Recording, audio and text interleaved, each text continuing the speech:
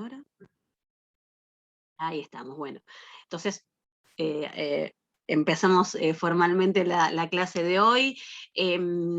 Aprovecho primero para preguntarles si quedó algo pendiente de la clase pasada. Sobre todo les pregunto de la parte introductoria general de Plutarco, el contexto, etcétera, porque hoy de todas formas vamos a ver en detalle Teseo, entonces si quedó justo algo de lo que empezamos a ver de Teseo, no se preocupen porque lo vamos a retomar, pero como bueno, la primera clase quedé ahí como muy, muy justa con el tiempo. Hoy ya me decidí a que no voy a correr, o sea, voy a tratar de dejar esos espacios, ese tiempo al final, y en todo caso, bueno, si Solón queda cortito, bueno, quedará para la próxima. De hecho, es interesante pensar una clase comparando a Solón con Licurgo, así que por ahí, digamos, hoy le dedicamos más a Teseo, que me parece que tiene bastantes elementos interesantes para reflexionar sobre, o sea, sobre varios temas de los que están planteados en el curso. Así que bueno, o sea, no me quiero limitar con Teseo, pero bueno, aprovecho eso, a dejarles el espacio si alguno tiene alguna pregunta que haya quedado pendiente de la vez pasada, o alguna inquietud o algo que quieran consultar. Pueden levantar, abrir el micrófono sin problema.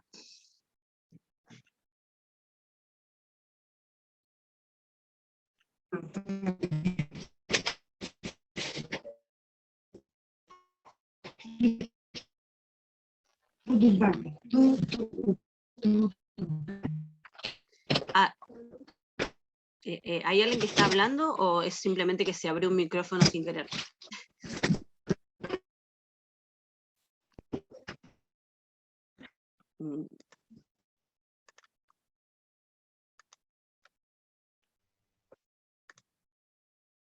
Bueno, no estoy segura, así que por las dudas les pido entonces ¿Te si hago nos... una consulta? Sí, ¿quién está hablando? Perdón que... Marina López Tagle. Hola Marina, ¿cómo estás? Sí. ¿Qué tal? Yo no pude estar la clase pasada y como escuché que estás grabando, quería saber si quedó grabada la clase pasada como para poderla oír o no. Sí, la modalidad es que para aquellos que no puedan asistir alguno de los sábados, las clases están quedando, o sea, yo las grabo y las subo a YouTube. Igual el link lo tienen en el campus. O sea, Bueno. en cada una de las solapas, o sea, como es clase 1, clase 2, clase 3, clase 4, en la clase 1 ya está subida, la primera, la clase 1 está subida. Bueno. Así que Genial, gracias. No, por favor, así que bueno, eso también lo aclaro, digo, por las dudas. O sea, la dinámica es que no tomo asistencia. Por supuesto, lo deseable es que participen del curso porque está pensada para que tengamos este intercambio y este encuentro sincrónico, pero bueno, quédense tranquilos que si no pudieron estar en alguna de las clases, va a quedar subida queda todo en el campus. Por eso yo insistí tanto al principio de que se matricularan, o sea, porque toda la cursada pasa por el campus virtual. Entonces ahí subo la bibliografía, los materiales, bueno, la información, así que siempre estén atentos a los mensajes que llegan por el campus, porque ahí está todo. Bueno, entonces, sí, no hay preguntas concretas de la clase pasada. Arrancamos entonces con esta, que la dedicamos mayormente a Teseo. Voy a retomar lo que vimos la vez pasada, voy a empezar a compartir pantalla. A ver. Me quedó... ¿eh?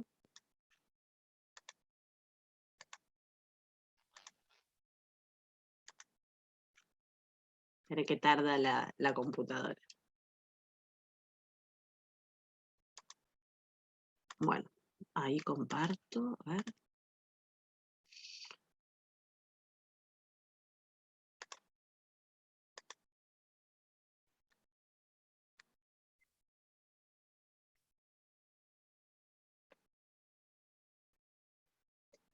No, esta es la de Solón. porque tengo tantas ventanas abiertas que cuando el Zoom me pregunta cuál compartir no veo nada, me parece todo chiquitito.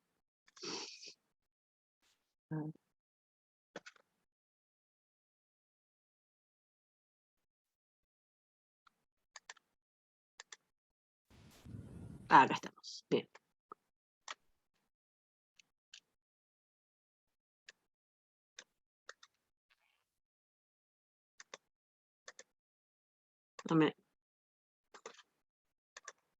La tercera es la vencida. Ahí vamos. ¿Ven, no? Sí. Sí. Bárbaro. Bueno, les comento, como habíamos hecho la semana pasada, que como yo voy a tener, obviamente, la pantalla compartida, me cuesta verlos, y a veces también me cuesta seguir el chat, porque, bueno, uno está por ahí enganchado en lo que va diciendo y atenta a las diapositivas, etc. Entonces, salvo obviamente que no puedan, por alguna cuestión técnica, les pido que para comentar, para preguntar, directamente abran el micrófono, Analía, preguntan, y no hay ningún problema, no me molesta que me interrumpan, al contrario. Así que les aviso eso, de todas formas voy a tratar de estar atenta al chat, pero bueno, como les decía, a veces es difícil el sistema este de... Bueno, ¿ven bien la diapositiva? Les pregunto básicamente porque la otra vez les había dicho que a veces aparecen unos cuadraditos grises. ¿Ven los cuadraditos grises o ven toda la pantalla? Perdón que pregunte. ¿Ven bien? Se ven los cuadrados grises. Sí, Bueno. se ve un cuadrito de... Sí, se ven los cuadritos grises. Claro, eso no se tiene que ver. Pero se ve bien así la pantalla. ¿Ahora? Ya. Ahí Ya, sí, ya. ahí se ve. Bárbaro, bárbaro. Se ve perfecto. Ahora se ve bien, bárbaro. Como yo uso toda la pantalla, si justo se ven los cuadraditos grises es una pena, y hoy vamos a ver además muchas imágenes. Bueno, ¿se acuerdan que habíamos dicho respecto de, entonces, de Teseo, que lo que vamos a hacer es, más allá de ver la biografía estudiar la biografía de Plutarco, vamos a ver, o tratar de estudiar, recabar la tradición que recoge la biografía, y como también reflexión general, o sea, cómo es esa construcción de la imagen de ese líder. Así que eso como para guiarnos en cómo vamos a trabajar.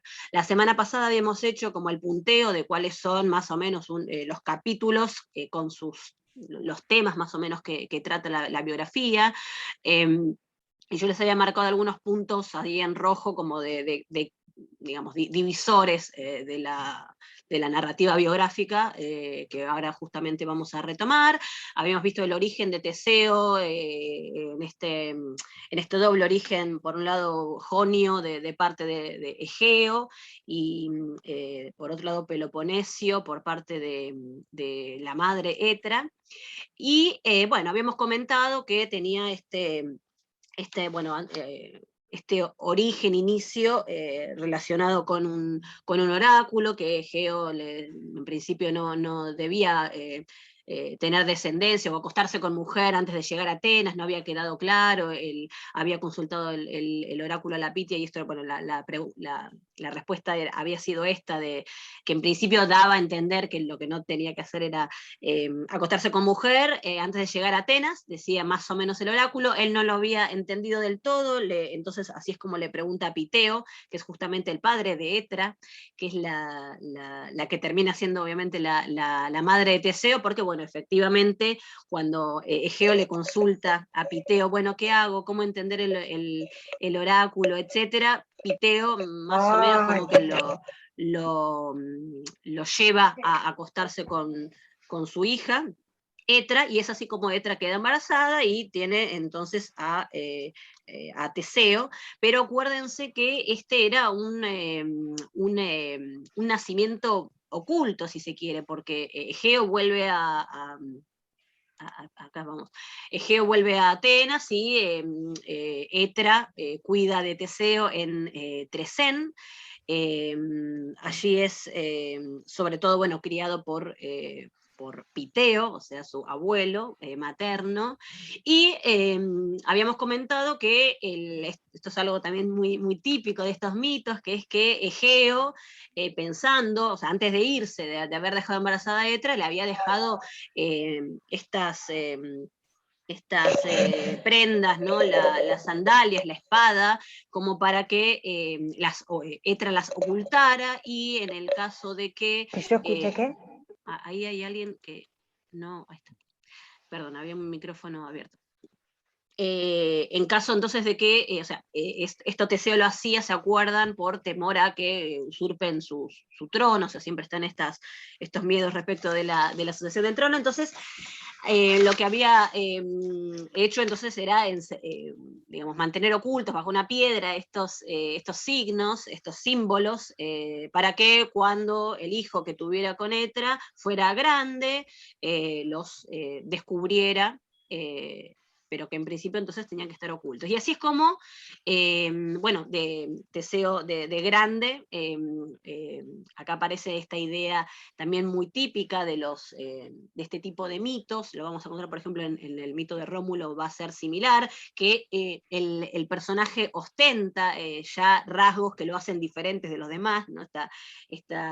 Este vigor, valentía, ¿no? Ese carácter que lo distingue del resto, y que bueno, entonces está en condiciones de que se le revele la verdad, la madre le revela la verdad, y entonces ahí es como lo que tiene, acá está la imagen, ¿no? Del momento en el que digamos, descubre las sandalias y las armas de Egeo, y entonces en ese momento lo que va a hacer el personaje de Teseo es este viaje iniciático también muy característico, ¿no? de estos mitos, de estos héroes, para llegar al reconocimiento del padre, ¿no? O sea, él está en Trecena, entonces va a tener que ir a Atenas. Y habíamos dicho que en el camino se topaba con todos estos monstruos, en donde ya la biografía también nos daba cuenta de que se trata de una emulación consciente de la figura de Heracles. O sea, Heracles era el héroe por antonomasia,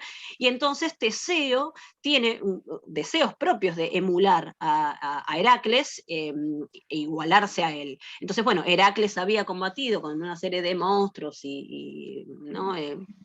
Etcétera. Y bueno, esto es lo que va a tratar de imitar Teseo. Yo acá les ponía una serie de atributos que se le adjudican a estos monstruos, para que, o sea, que son los monstruos, acá esta es la descripción general que hace Plutarco, o sea, previa a que Teseo él mismo se ponga en esta actividad. Acá lo que hace Plutarco es como comentar digamos, estas gestas de Heracles y de estos héroes, y solamente yo ahora hago mención al hecho de que la emulación que va a llevar a cabo Teseo está, por un lado, de combatir a estos seres, porque Teseo no va a luchar contra monstruos, sino contra seres humanos, pero hay o sea, por lo menos en la primera parte del relato de Plutarco, ahora hay monstruos también, por ejemplo el famoso Minotauro, pero digo, estos monstruos a los que se enfrenta Heracles, que son el paradigma de los que después, o sea, va a combatir Teseo, tienen estas características que están asociadas por un lado con lo salvaje, con todas esas características más asociadas con lo físico, pero también tienen características asociadas con la sociabilidad, o sea, contra la sociabilidad, porque se da cuenta de que son seres que están en contra de la humanidad, de la naturaleza humana, hay el término eratofilánthropon, o están en contra de la equidad, toison, o de la justicia, dikaiosune. Entonces, esto también va a formar parte importante de la construcción del liderazgo de Teseo, que no solo va a estar en la fuerza, vigor, valentía, etcétera, típica de los héroes, sino también en una construcción asociada a lo que después va a ser, que es ni más ni menos que la fundación de Atenas y la fundación de la democracia ateniense. Entonces, se combinan en este héroe fundador estos dos aspectos, la fuerza, el vigor, pero también sus rasgos de sociabilidad y de hacerle bien a los hombres, hacerle bien a la humanidad. Sí, ahí está, perdón, estaba mirando el chat, si lo de silenciar los micrófonos, sí, gracias. Bueno, entonces esto habíamos comentado y retomo esta idea que después igual también va a aparecer en la clase rápidamente, de que esta emulación de Heracles va a ser retomada posteriormente por los discursos que se construyen alrededor de Teseo, porque Teseo va a terminar siendo símbolo de Atenas puntualmente, pero esto va a ser también algo que va a ser utilizado políticamente, o sea, va a aparecer la figura de Teseo como el héroe ateniense, el héroe del Ática, el héroe, digamos, de la tribu jonia, digamos, poniéndolo en esos términos, en contraposición a Heracles, asociado con los dorios. Entonces, esto va a ser algo que lo vamos a ver, es decir, cómo el ascenso de la popularidad de Teseo hacia fines del siglo VI y hacia el siglo V va a estar entonces siendo digamos, utilizado fundamentalmente por Atenas para construir su poder en contra de Esparta. O sea, Atenas, digamos, sería entonces el bando de Teseo, y Heracles sería como más representante, entre comillas, de los valores de Esparta, ¿no? Entonces, solamente como para pensarlo también, lo vamos a retomar ahora, ¿no? Pero les voy adelantando esa disputa de, digamos, poder entre Atenas, como, bueno, erigiéndose como con mayor poder cada vez a partir del siglo V, ¿no?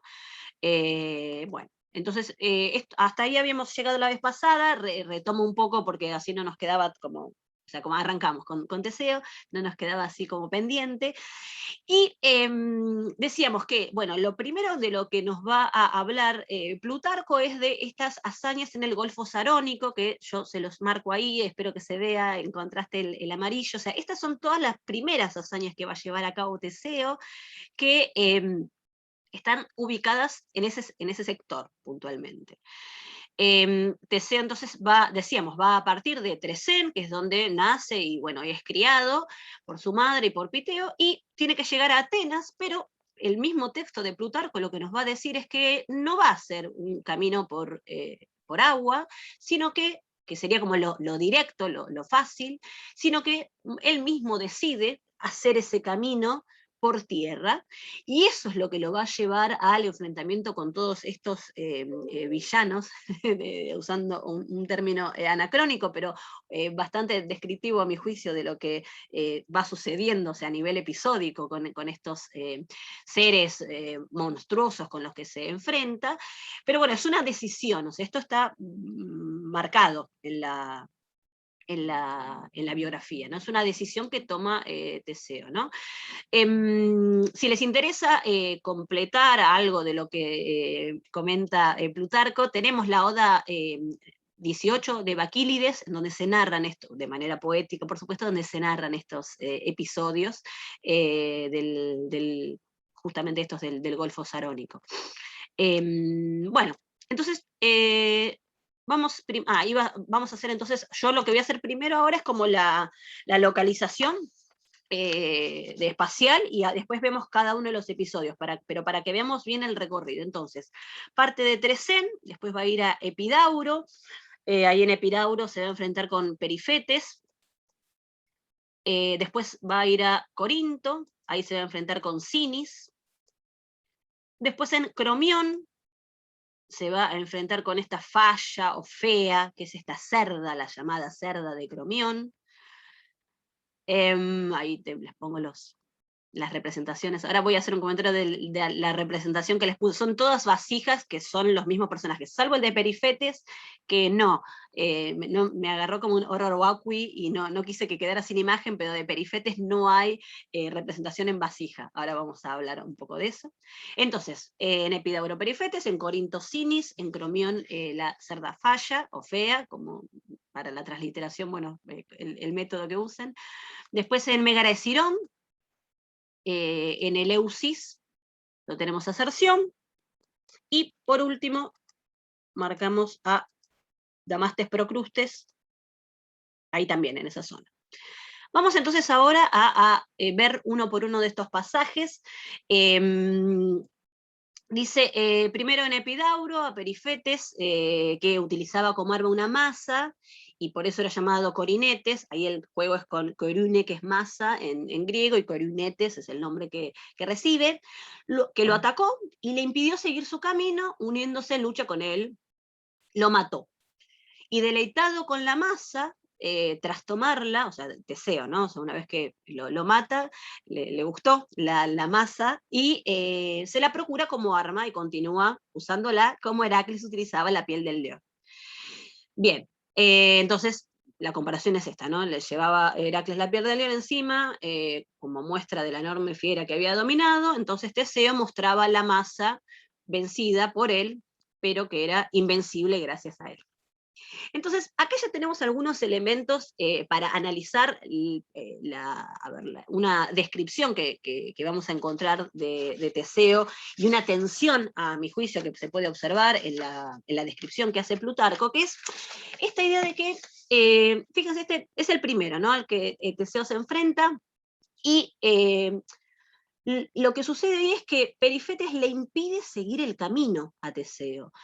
Entonces, pareciera, en principio, que lo que hace Teseo es defenderse, ¿sí? O sea, no es una acción que él lleva a cabo porque se encuentra con este personaje, que era un personaje violento, y que tal vez, digamos, era lógico que se enfrentara con él, sino que lo que le sucede a Teseo es que se ve impedido de avanzar.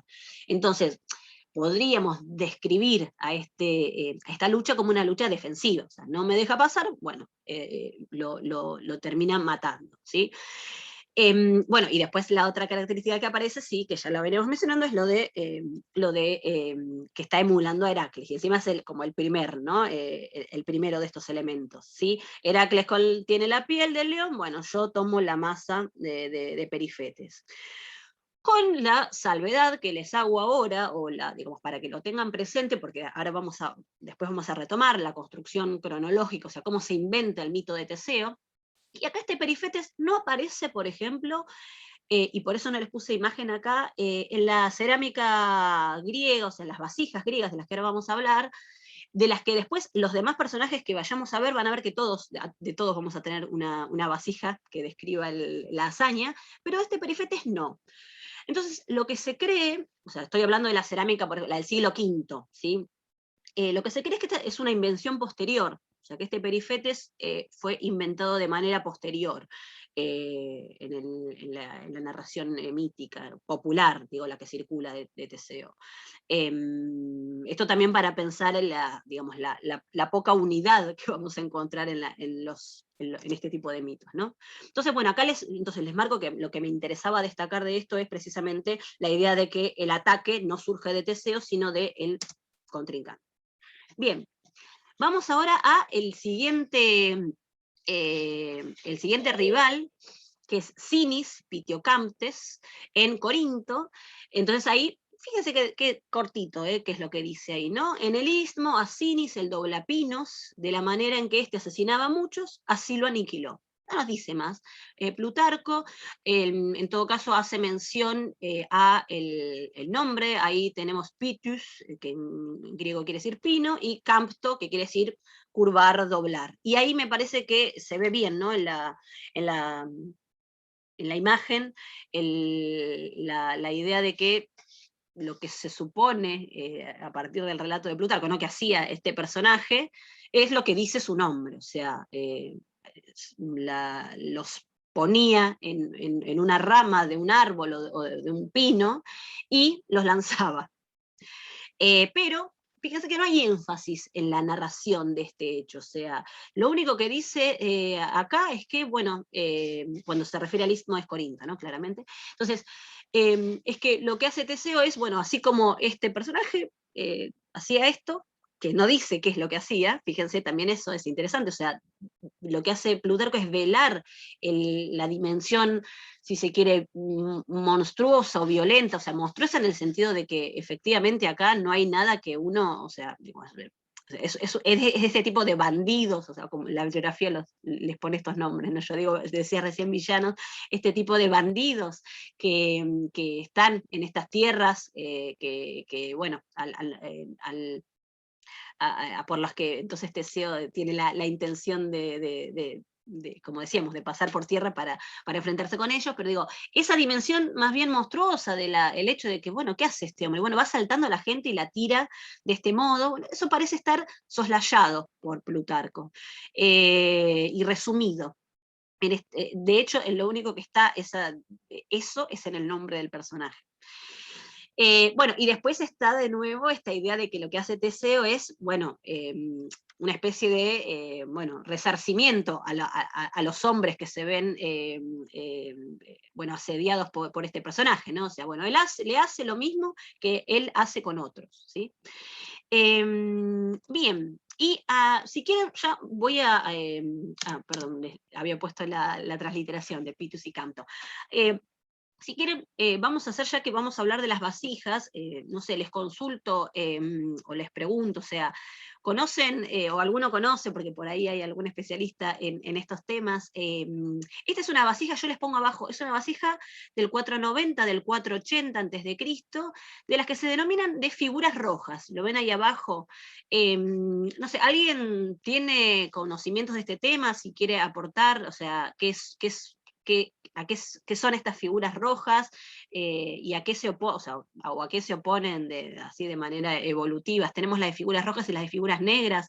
¿Alguien conoce este tema y quiere aportar algo? Si no, obviamente lo comento yo. No hay nadie, no hay ningún...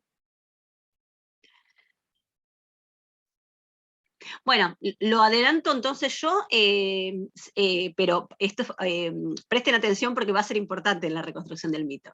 Fíjense que, bueno, esta es de figuras rojas, es decir, figuras rojas básicamente son lo que, si no lo saben, entonces rápidamente y resumidamente, presten atención entonces en los momentos en los que vayan apareciendo. Vamos a tener estas cerámicas que en general las de figuras rojas son aproximadamente, las encontramos aproximadamente a partir del 530 en la zona del Ática, o sea, son básicamente atenienses. Entonces, las encontramos a partir más o menos del 530 a.C. y tienen esta característica de que tenemos el fondo negro y las figuras humanas, bueno, las figuras en general, van a ser rojas, bueno, tenemos este anaranjado, ¿no? Pero previo a este estilo de ejecución o de elaboración de vasijas, tenemos otro, que ahora les voy a mostrar un ejemplo y espero que estén atentos a cuando aparezca, porque va a ser relevante, que son el que se llama estilo de figuras negras, que es, digamos, en un principio es lo contrario, o sea, vamos a tener a las figuras pintadas de negro y el fondo va a ser el fondo más claro, ¿sí? Bueno, es interesante, después si quieren rastrear, es interesante el proceso de elaboración de estas cerámicas, pero a mí lo que me interesa es que estas cerámicas llamadas de figuras negras aparecen en realidad, o sea, en Corinto, o sea, pero la fecha es lo que me interesa, sobre todo que las vamos a encontrar aproximadamente a partir del 700, 650, en Atenas sobre todo, hay otras en otros lugares también, pero esto para que observemos que las de figuras negras son más antiguas que las de figuras rojas, y eso también nos va entonces a hablar de cómo aparece construido el mito de Teseo. Estas figuras rojas, donde aparece estos episodios del Golfo Sarónico que decíamos, van a ser de figuras rojas, o sea, retomo, las hazañas del Golfo Sarónico van a ser de figuras rojas. Entonces, eso quiere decir que son más recientes, o sea, son recientes. Ahora vamos respecto de otras partes del mito. Ahora lo voy a mencionar cuando sea clave mencionarlo, pero se los voy adelantando. Entonces, figuras rojas a partir del 530 y antes de eso figuras negras. Van a ver igual que todas estas hazañas son de figuras rojas. Perdón, Analia, me parece que las cerámicas, las que son las de figuras negras, son por ejemplo las que aparecen aquí, o sea, las que están establecidas en lo que es el ciclo troyano. Sí, igual, sí. ¿Quién habló? Perdón, porque no veo. Damián, perdón, Damián Lugano. Gracias, también perdóname que no veo nada. Entonces, sí, gracias. Sí, aclaro una cosa, o sea, está muy bien tu observación, y después lo que en todo caso sí puede aparecer es distintas representaciones en figuras rojas que tal vez están retomando mitos anteriores, o sea, entonces Claro. ahí también lo interesante es ver por qué a partir del 500 y pico se retoman determinados mitos, y eso es lo que nos va a pasar con Teseo. Me van a disculpar un segundo porque tengo al gato que me está pidiendo que le abra la puerta y no me escucho porque está rascando, perdón. Espera.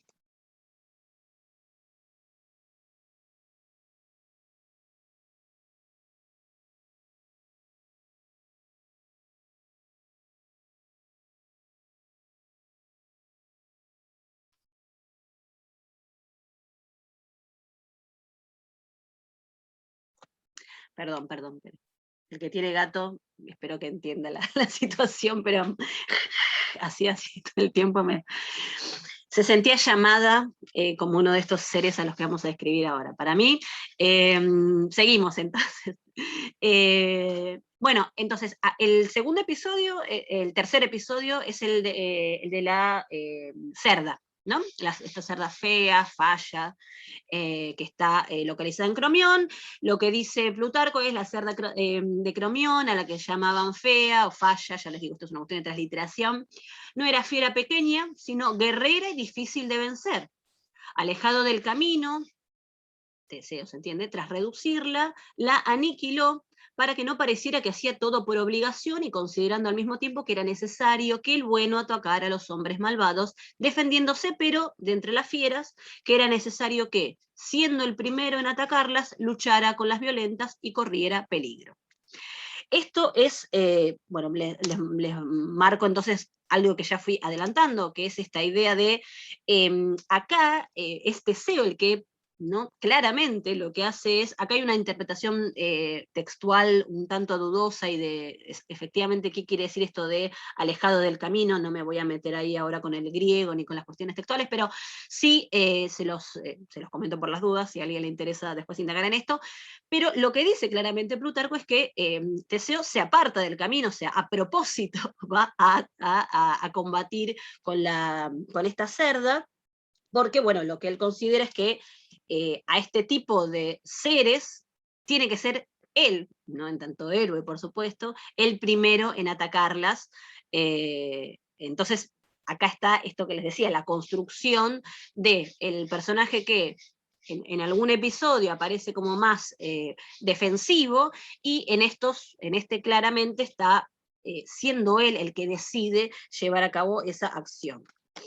Y después, no puedo dejar de mencionar el hecho de que está este procedimiento muy típico de esta biografía y de otras biografías de tono mítico, que si recuerdan lo que comentamos la semana pasada, en donde leímos el prólogo de Teseo Rómulo, habíamos dicho que Plutarco tiene dificultades, o él muestra las dificultades que conlleva trabajar con episodios que no son históricos, sino que están teñidos de mito, y uno de los recursos a los que digamos, echa mano Plutarco para precisamente, bueno, superar el problema de trabajar con mitos, es el de la racionalización.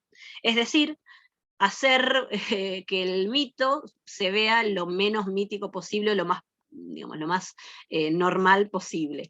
Entonces, este es un ejemplo de esta metodología que suele aparecer bastante en esta biografía. Si lo leyeron, ahora después con el episodio de Minotauro está clarísimo, está mucho más patente ahí, pero en esto ya empieza a aparecer. Algunos dicen que Falla era una ladrona, dice, asesina e incontenible, que habitaba allí en Cromión, y que, apodada Cerda por su carácter y forma de vida, fue asesinada por Teseo. Entonces, se entiende, ¿no?, el procedimiento, ¿no? O sea, en tanto que es una figura que, o sea, que es esta cerda, es un monstruo, es una figura monstruosa, ¿no? En otros textos, en otro texto de Plutarco, en Moralia, de hecho la describe con características también más asociadas con lo monstruoso, pero entonces, bueno, ante lo inconcebible de este monstruo, bueno, está esta versión racionalizada de que, bueno, no era un monstruo, era una mujer que era lo suficientemente salvaje, fiera, violenta, etcétera, como para que se la apodara de ese modo. Y después hay una confusión en el mito, bueno, no sé, un detalle después es como, después lo vamos a ver, que les quería mostrar, pero bueno, es esto. En las cerámicas, muchas veces, o sea, no sé si en el caso de la imagen anterior no, pero acá, fíjense que, o sea, acá está es la cerda esa, ¿no? Y ahí está Teseo luchando contra ella, y la vasija tiene atrás a una figura femenina que es probable que sea esa mujer, porque muchas veces en el mito existe la cerda y la mujer que la cuida, que sería digamos, esta simbiosis que hace el mito entre, bueno, la mujer real y el monstruo, digamos, ¿no? Entonces, se los menciono para que también lo tengan presente, que esta idea que aparece mencionada respecto de que, bueno, de que el origen de este mito es que existe una mujer con estas características, bueno, aparece la cerámica, entonces aparece la cerda, o sea, Teseo luchando con la cerda, y la mujer esta, que sería su cuidadora, ahí, ¿no? Fíjense que también son todas de figuras rojas, ¿no? Son todas del 460, del 450, del 480. ¿Sí? Ahí está, ahí no se ve muy bien, pero está esta mujer. Las marco. Bien, les pongo algunas imágenes más porque las encontré y son lindas, así que. Bien, bien. Bueno, seguimos entonces ahora con el siguiente personaje, que es Escirón, que lo despeña en Mégara. Dice, rápido leo el pasaje, a Escirón, frente a Mégara, lo mató, arrojándolo desde los acantilados, según la versión más extendida. Robaba a los que pasaban y, según dicen algunos, con insolencia y fastidio, presentaba a los extranjeros sus 2 pies y les ordenaba lavarlos. Luego, mientras los lavaban, los pateaba y arrojaba al mar. Mas los escritores de Mégara, yendo en contra del rumor y combatiendo contra el mucho tiempo, o sea, combatiendo contra el paso del tiempo, según Simónides, afirman que Escirón no había sido ni insolente ni ladrón, sino que castigaba a los ladrones y era pariente y amigo de hombres justos y honrados. Bueno, Plutarco acá nos pone las 2 versiones, pero fíjense de nuevo esta idea de que lo que hace Teseo es llevar a cabo la misma acción que el personaje violento, ¿no? O sea, que eso ya lo habíamos visto previamente, ¿no? O sea, el Escirón, en la versión primera, ¿no? Más allá de después la versión mitigada de que no era así, pero en la primera versión, Escirón tira a la gente, y que hace Teseo lo mismo, ¿sí? Y esto se los señalo para que tengan presente cómo muchas veces en estas construcciones míticas el héroe termina asociando sus características con aquellos contra los que lucha. Y es si les interesa, es una lectura que se puede hacer. No me voy a meter en eso, pero piénsenlo, ¿no? Es un héroe que tiene que ejercer violencia contra estos violentos, pero termina realizando las mismas acciones que esos violentos. Entonces, esto insisto, no me voy a meter en eso, pero es una lectura interesante. Bien, y después pararé a ir adelantando, de nuevo ven que este es un vaso de figuras rojas, para ir adelantándome a estas cuestiones relacionadas con lo que decíamos de la reapropiación del mito. Fíjense esa postura que tiene o sea, acá no está Teseo arrojando al personaje de Escirón, como, ¿no? Tirándolo desde el acantilado, y fíjense la postura que tiene ahí Teseo. Esto de nuevo se los comento, no podemos indagar mucho en eso, pero esa postura que, a ver, yo acá estoy medio complicada porque no sé por qué a mí a ver, esperen, porque no veo. Voy a sacar espero que. A mí me pasa que como trato de dejar unos cuadraditos en el Zoom, me tapa mi propia diapositiva, pero si no estoy tan a ciegas que... digo, a ustedes no les pasa, ustedes pueden minimizar y listo, pero yo algo quiero, quiero verlos un poquito, aunque sea. Bueno, a ver, esto se los comento porque es algo que se ha interpretado, que no necesariamente le tenemos que creer porque es difícil interpretar imágenes. Difícil digo en el sentido de que, bueno, requiere también mucho conocimiento y no siempre lo tenemos, o no tenemos la evidencia como para contrastar, etc. Pero esa postura que tiene Teseo al despeñar a Escirón, ha sido comparada con estos personajes que son Harmodio y Aristogitón. ¿Alguien quiere contar quiénes son estos famosos tiranicidas? Venla, o sea, se nota, ¿no? La imagen, o sea, Teseo en esa actitud, con la espada de ese modo.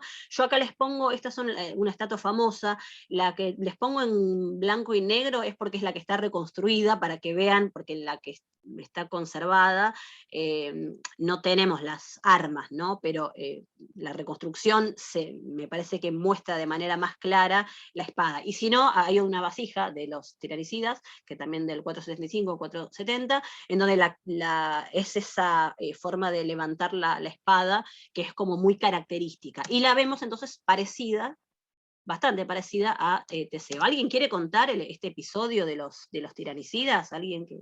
así no hablo tanto yo?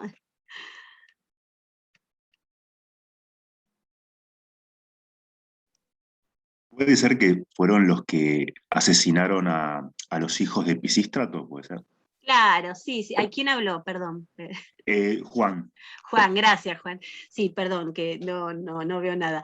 Gracias, sí, efectivamente, son, o sea, matan a Hiparco en principio, en el 514, que es el hijo de Pisístrato. Después derrocan a Hipias, pero al que asesinan es a Hiparco. Entonces son estos dos personajes que se llaman Harmodio, perdón, Harmodio y Aristogitón, que son emblema, entonces, de la democracia en un punto, ¿no? Y así pasan a la posteridad, o sea, son quienes asesinan al tirano, y pasan como eso, como a la historia, ¿no? Como emblema de el triunfo de la democracia sobre la tiranía, ¿sí? Entonces, yo esto se los comento porque hay posibilidad entonces de leer de interpretar a estas, quería volver para que veamos esto. Entonces, ¿hay posibilidad de interpretar a esta figura de Teseo como si se la representa tratando de que se asemeje a estas también imágenes que perduran respecto de los tiranicidas, o es casualidad, o hay una pose del tiranicida? Y bueno, lo dejo planteado, pero bueno, no es imposible, no es delirante pensando en lo que habíamos dicho de que Teseo va a ser reconocido como el fundador de la democracia, el héroe de la democracia también, ¿no? ¿Alguien se perdió con esto? Digamos, pregunto, porque bueno, como estoy como también ahora yendo a esta cuestión histórica, si a alguien no le quedó claro algo, pregunte, por favor. Bueno, y acá les pongo algunas otras imágenes para que vean porque no son todas las que está así con la mano levantada, entonces les ponía también otras imágenes en las que aparece tirándolo a Escirón, así. Ahí lo está tirando, siempre lo vemos como dado vuelta. Bien, vamos ahora al siguiente episodio, que es el de Cerción, que dice: en Eleusis venció a Cerción de Arcadia tras derrocarlo en combate.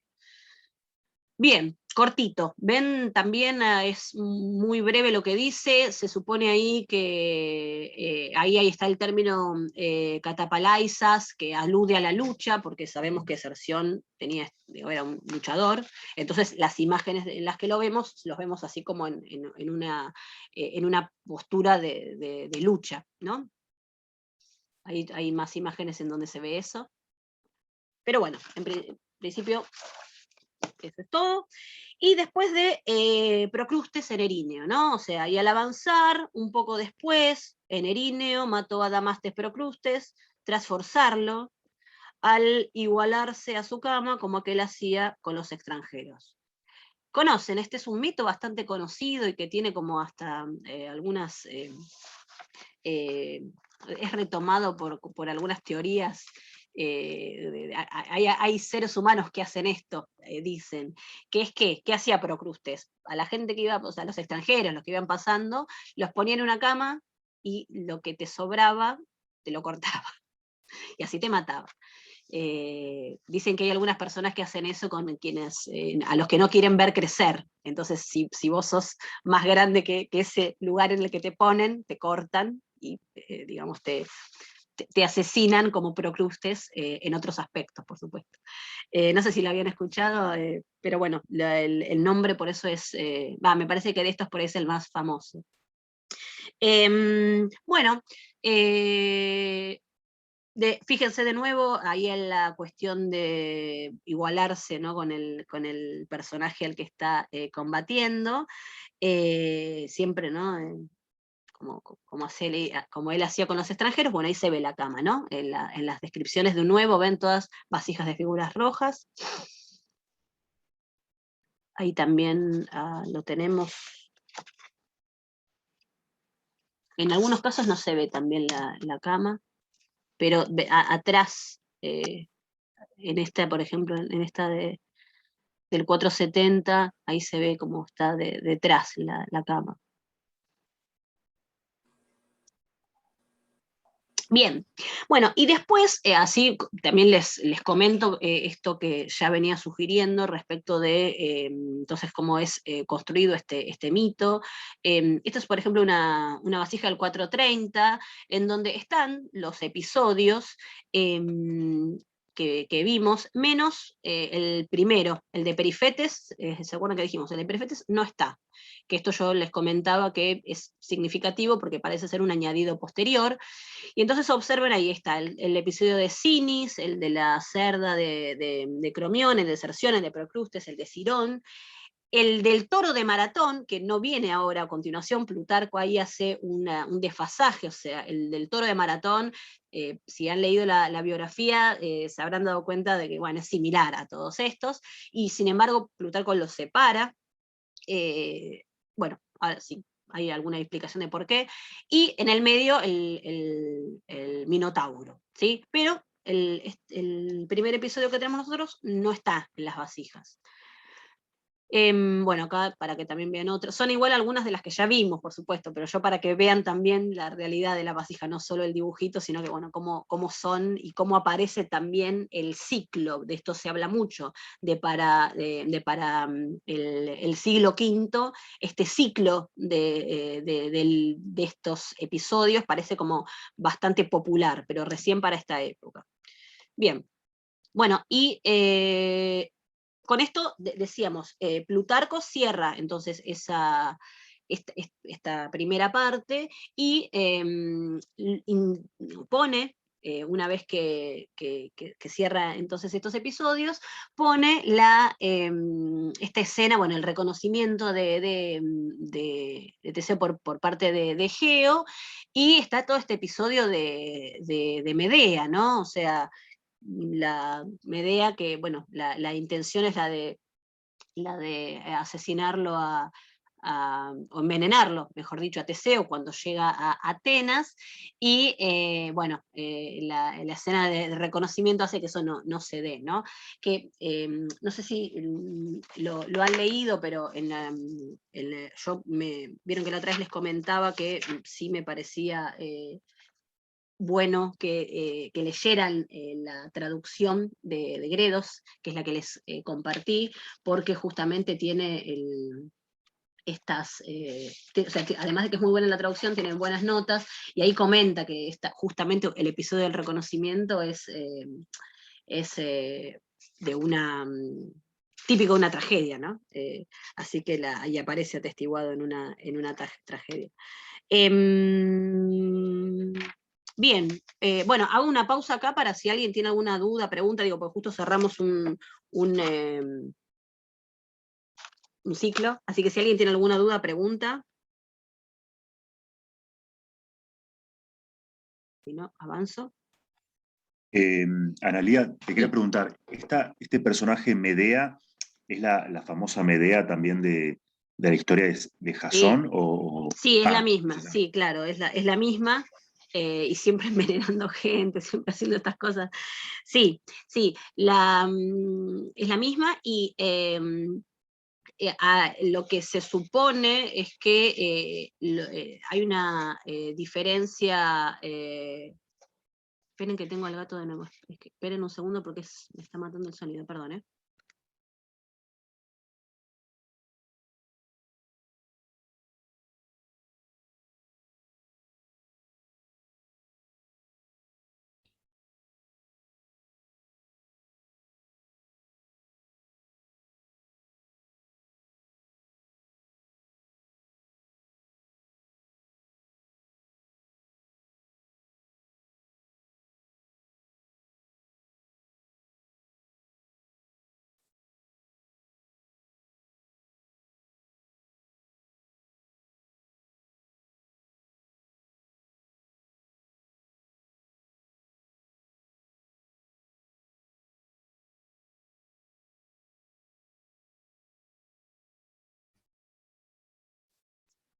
Les pido disculpas, pero no, es tremendo el sonido que me hace atrás y no escucho lo que pienso, nada.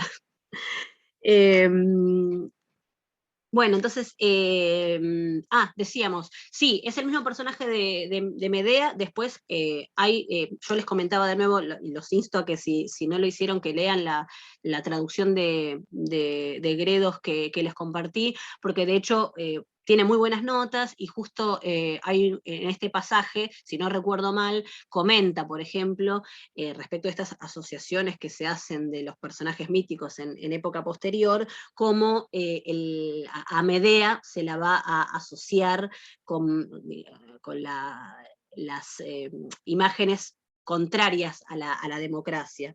Entonces, Teseo va a ser, por ejemplo, Clístenes, o va a estar asociado con Clístenes, es decir, el que justamente restaura la democracia después de los tiranos, decíamos recién, ¿no?, los Pisistrátidas, y a Medea se la va a asociar con los Pisistrátidas, por ejemplo.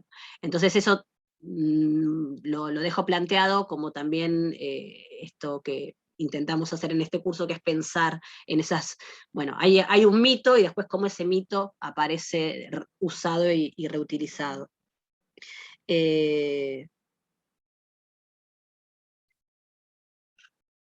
Bien, bueno, entonces decíamos, ¿no? O sea, el episodio es el que permite entonces el reconocimiento de Teseo por parte de Geo, que bueno, obviamente no llega a tomar el veneno, se derrama, y eso es bueno, a partir de ahí aparece el reconocimiento. Y yo lo que les decía es que también presten atención a que es justo una escena de reconocimiento, anagnórisis, es algo muy típico de la tragedia. Y como les decía, hay una obra de Sófocles, un Egeo, que no tenemos, pero bueno, son estas historias que van muy bien para la tragedia, ¿no?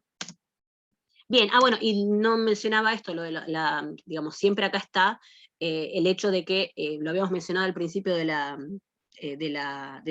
cuando iniciamos Teseo, hoy no lo volví a mencionar, y en el medio me tocó la puerta a la gata y me distraje, pero bueno, no perdamos de vista que los Palántidas, que se acuerdan que eran quienes estaban en pugna por la sucesión del trono de Egeo, están siempre ¿no?, aprovechando toda ocasión para ser ellos quienes asuman el poder. Entonces, bueno, la tensión va a estar siempre, ¿no? O va a estar, por lo menos en la bibliografía se menciona en estas instancias importantes, ¿no?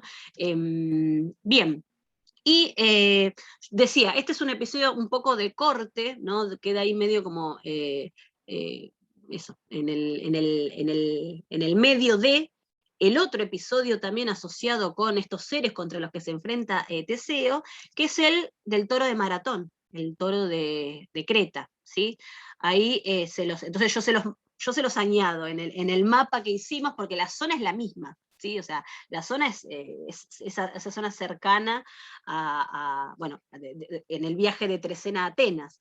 Entonces está en consonancia con, y no, la verdad es que los motivos literarios posiblemente, por los que Plutarco lo pone después del episodio de Medea, bueno, habría que estudiarlos. No me voy a meter en eso ahora porque no llegamos más. Sí comento en todo caso, o sea, ¿quién es este toro de Creta? O sea, justo está en relación con el mito del Minotauro. No sé si alguien quiere comentar algo respecto de esto. ¿Qué relación tiene este toro con el Minotauro? Es el mito más famoso, además de Teseo. ¿Qué es del Minotauro este toro?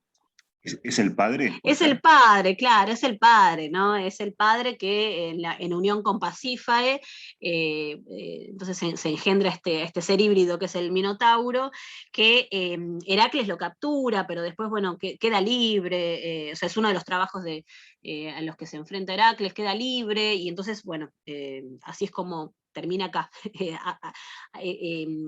atacando gente en estas zonas de Maratón, ¿no? Pero ven que la descripción de estos seres, o sea, como veníamos diciendo, es similar a la esta del toro de Maratón, o sea, es un episodio que está en relación con los anteriores, ¿sí? Entonces, bueno, les leo rápido lo que dice Plutarco. Teseo, deseando ser efectivo, el término es energos, lo traduje así, pero no sé si es la mejor palabra, y congraciándose a la vez con el pueblo, demagogón, atacó el toro de Maratón, que proporcionaba inconvenientes no pequeños a los habitantes de Tetrápolis, y tras reducirlo, lo exhibió vivo al arrastrarlo por la ciudad y luego lo sacrificó al pueblo delfinio. Acá observan esta característica que venimos mencionando de, bueno, es Teseo el que desea hacer eso, porque desea, digamos, yo pongo esto, mantenerse, ser efectivo, ser activo, o sea, mostrarse como un esforzado respecto de estas cosas, pero también congraciarse con el pueblo. Fíjense que usa el término demagogón, que está por supuesto emparentado con el término demagogía, que va a tener también su peso en la literatura posterior. Igual en la literatura posterior, digo, en la literatura posterior no, en la literatura de Atenas del siglo V, IV, o sea, son términos términos, o voy a ser más específica, son nociones, la de qué es la demagogia, ¿no? En Atenas, a explorar. Así que yo solamente ahora menciono que Plutarco comenta que justo Teseo desea congraciarse con el pueblo. Habría que ver si es tan negativo el uso como se suele decir, que en Atenas puede aparecer, ¿no?, el término demagogia como algo negativo, o no necesariamente, o puede ser simplemente una relación de acercarse al pueblo, de querer tener buena relación con el pueblo. Lo comento es como para seguir dialogando sobre eso, ¿no? Pero entonces...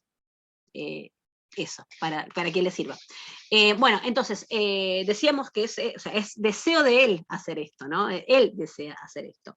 Y para mostrarse, entonces, también en esta idea de, bueno, mostrarse, bueno, estos demagogos, congraciarse con el pueblo, traduje yo. Piensen que Teseo para Atenas es un advenedizo. O sea, en un sentido neutro lo digo, ¿no? O sea, él viene de Trecena, es un extranjero. Entonces, esta actitud es algo que tiene cierta lógica y se justifica bastante. O sea, él necesita ganarse al pueblo por su carácter de extranjero. Y bueno, y lo mismo que proporciona inconvenientes este toro, ¿no? O sea, está molestando a la gente y entonces él va a ser el que los libere de eso, ¿no? Bien, a ver, y entonces acá yo les marco, también les muestro otras imágenes para que vean, ¿no?, las representaciones en vasijas del 445, del 440. Acá en todo caso lo que me interesa que veamos es la popularidad de estas escenas y de estos episodios. Bien, y llegamos finalmente a el episodio cretense del Minotauro, que ocupa entre el capítulo 15 y el 23, con todo.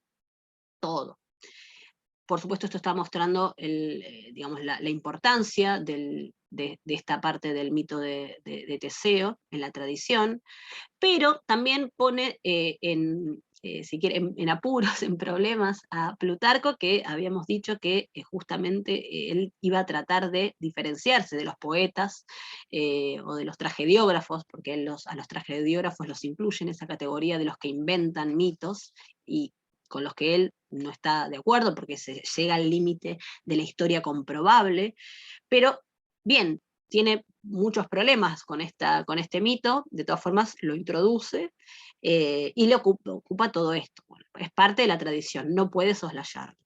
Entonces, nosotros nos vamos a ir de Atenas a Creta, ¿no? Ese es el recorrido, de Atenas a Creta, y yo no me voy a meter en esto, pero de nuevo, como es un curso también de extensión y pensando en que tengamos presentes varias temáticas que puedan surgir y que también a ustedes les puedan interesar, digo, no me voy a meter en esto porque no es puntual para lo que nos interesa, que es la reconstrucción de estos mitos y de estas construcciones de líderes, pero digamos, si uno tiene que rastrear el origen de este mito, bueno, deberíamos retrotraernos a la civilización minoica del mundo griego antiguo, que la ubicamos aproximadamente entre el 3500 y el 1500 antes de Cristo, con todas las comillas, o sea, no sé, es difícil de remontarnos a este periodo.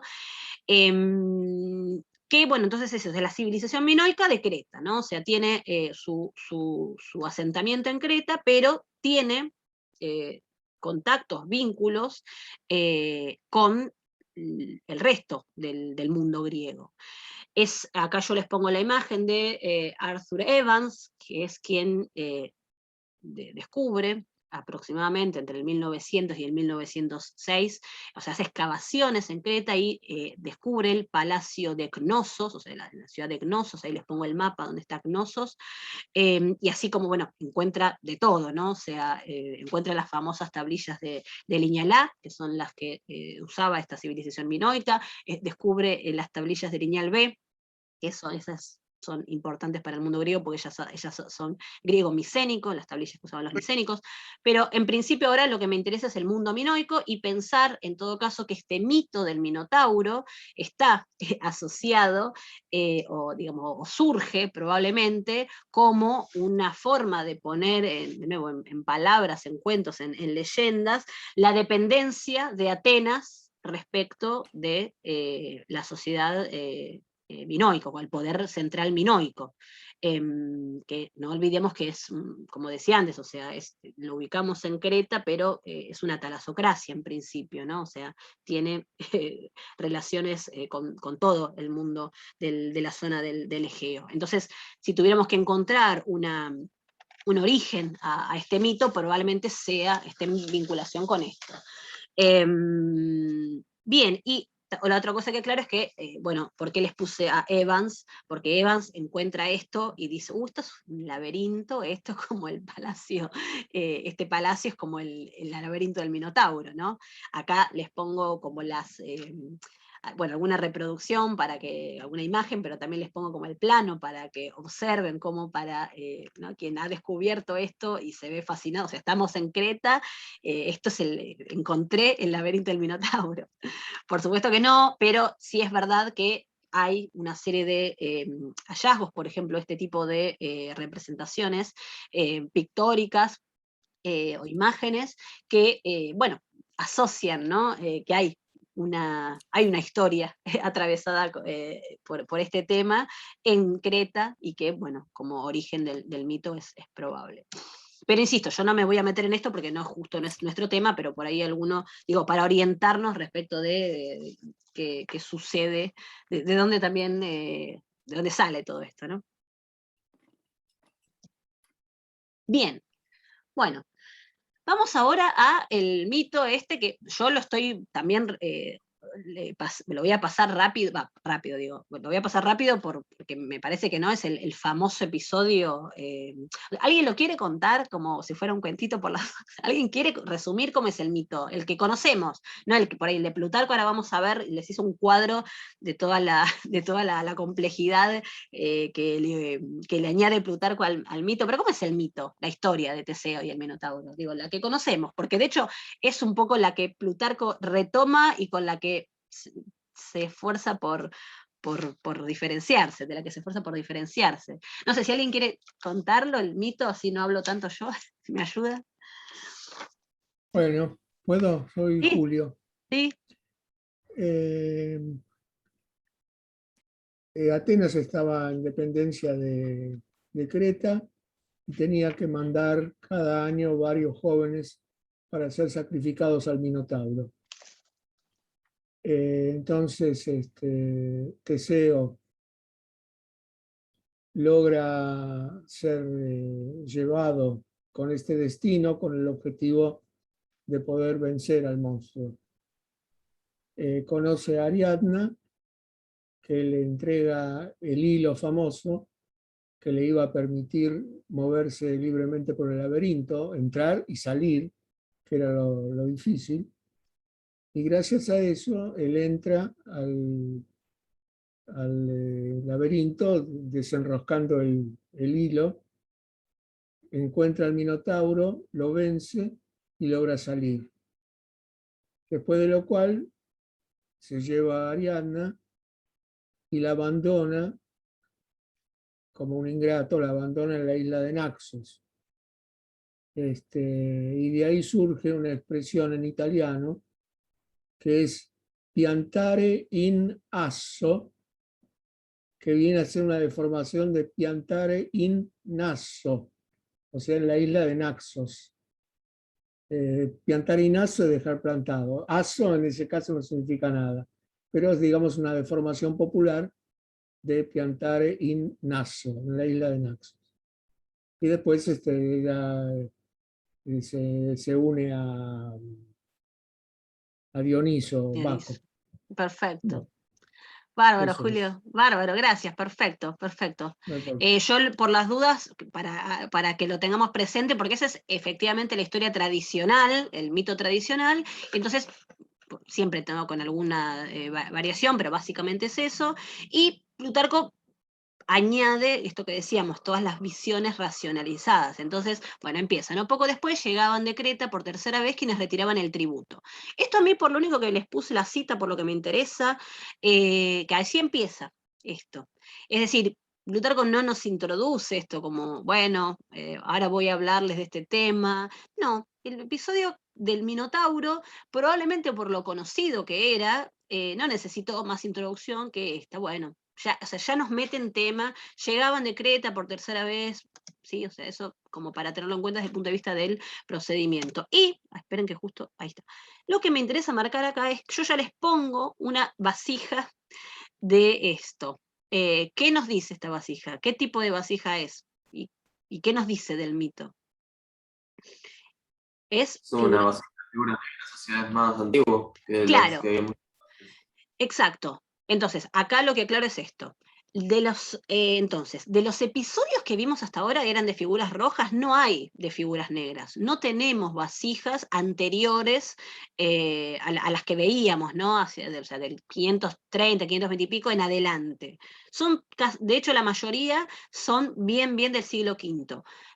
Del episodio de Minotauro vamos a tener vasijas, va a seguir habiendo vasijas por lo que habíamos comentado antes. Hay mitos que obviamente los tenemos de antiguo por el interés que generaban y después son retomados en vasijas posteriores. Pero entonces es eso, del episodio del Minotauro, por lo menos ya comprobamos que tenemos estas vasijas, acá por ejemplo estas del 550, 530, entonces nos vamos al siglo VI, pero lo que entonces nos queda claro es que este episodio, por lo menos su difusión y su popularidad, es anterior al que primero narra Plutarco, ¿no? al de las hazañas del Golfo Sarónico. Entonces eso, ahora de hecho, o sea, después van a haber varias mezcladas, pero van a haber un montón ahora de figuras negras, ¿sí? Así que eso, presten la atención, así como si les interesa después observar cuando trabajamos con mitos, lo de las figuras negras y las figuras rojas es interesante para fechar, por lo menos eso, el interés que generaba y la popularidad de esos mitos y la extensión de esos mitos. No quiere decir nada, o sea, a nivel después, o sea, solito, o sea, eso después hay que ponerlo en relación con otros elementos, lo que vamos a tratar de hacer ahora al final de la clase, pero prestemos la atención porque, digamos, después eso, todo junto nos puede armar un panorama de esto, de la cronología del mito, que es lo que yo voy a intentar hacer al final de la clase, les decía. Entonces, dice Plutarco, entonces, el Minotauro... Esperen esperen que estoy ahí. Y después en la heladera hay frutillas con crema. A comer, dale. Bien. Ahí estoy. Perdón, se escuchaba un micro. Entonces, el Minotauro, dice Plutarco, como afirma Eurípides, es una especie híbrida y una criatura monstruosa. Estaba mezclado con una doble naturaleza de toro y mortal. Acá, de nuevo, desde el punto de vista literario, lo menciono, algo que ya mencioné para los episodios de los seres anteriores, de las hazañas anteriores, digo seres porque algunos eran hombres y por otros monstruos, pero sobre todo en comparación con el de la cerda, que sí era una especie de monstruo, o sea, es una cerda, pero parece la cerda de Cromión, digo, ¿no? Pero con características particulares. No hay demasiado énfasis en la monstruosidad. Era una naturaleza híbrida, ¿no? Toro y mortal, no dice mucho más. Una criatura monstruosa, pero no hay énfasis, probablemente por eso que decíamos, de la intención de racionalizar de Plutarco, no hay demasiado énfasis entonces en que sea un monstruo, ¿sí? Si está contando el mito es obvio que para él es un monstruo, pero aunque sea discursivamente lo trata de camuflar, es lo que quiero decir. Bueno, después entonces tenemos, les muestro algunas otras imágenes para que también vean de nuevo, este ven es del 550, las figuras negras.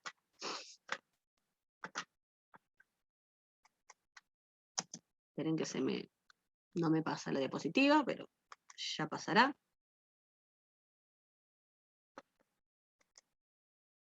Bueno, otra.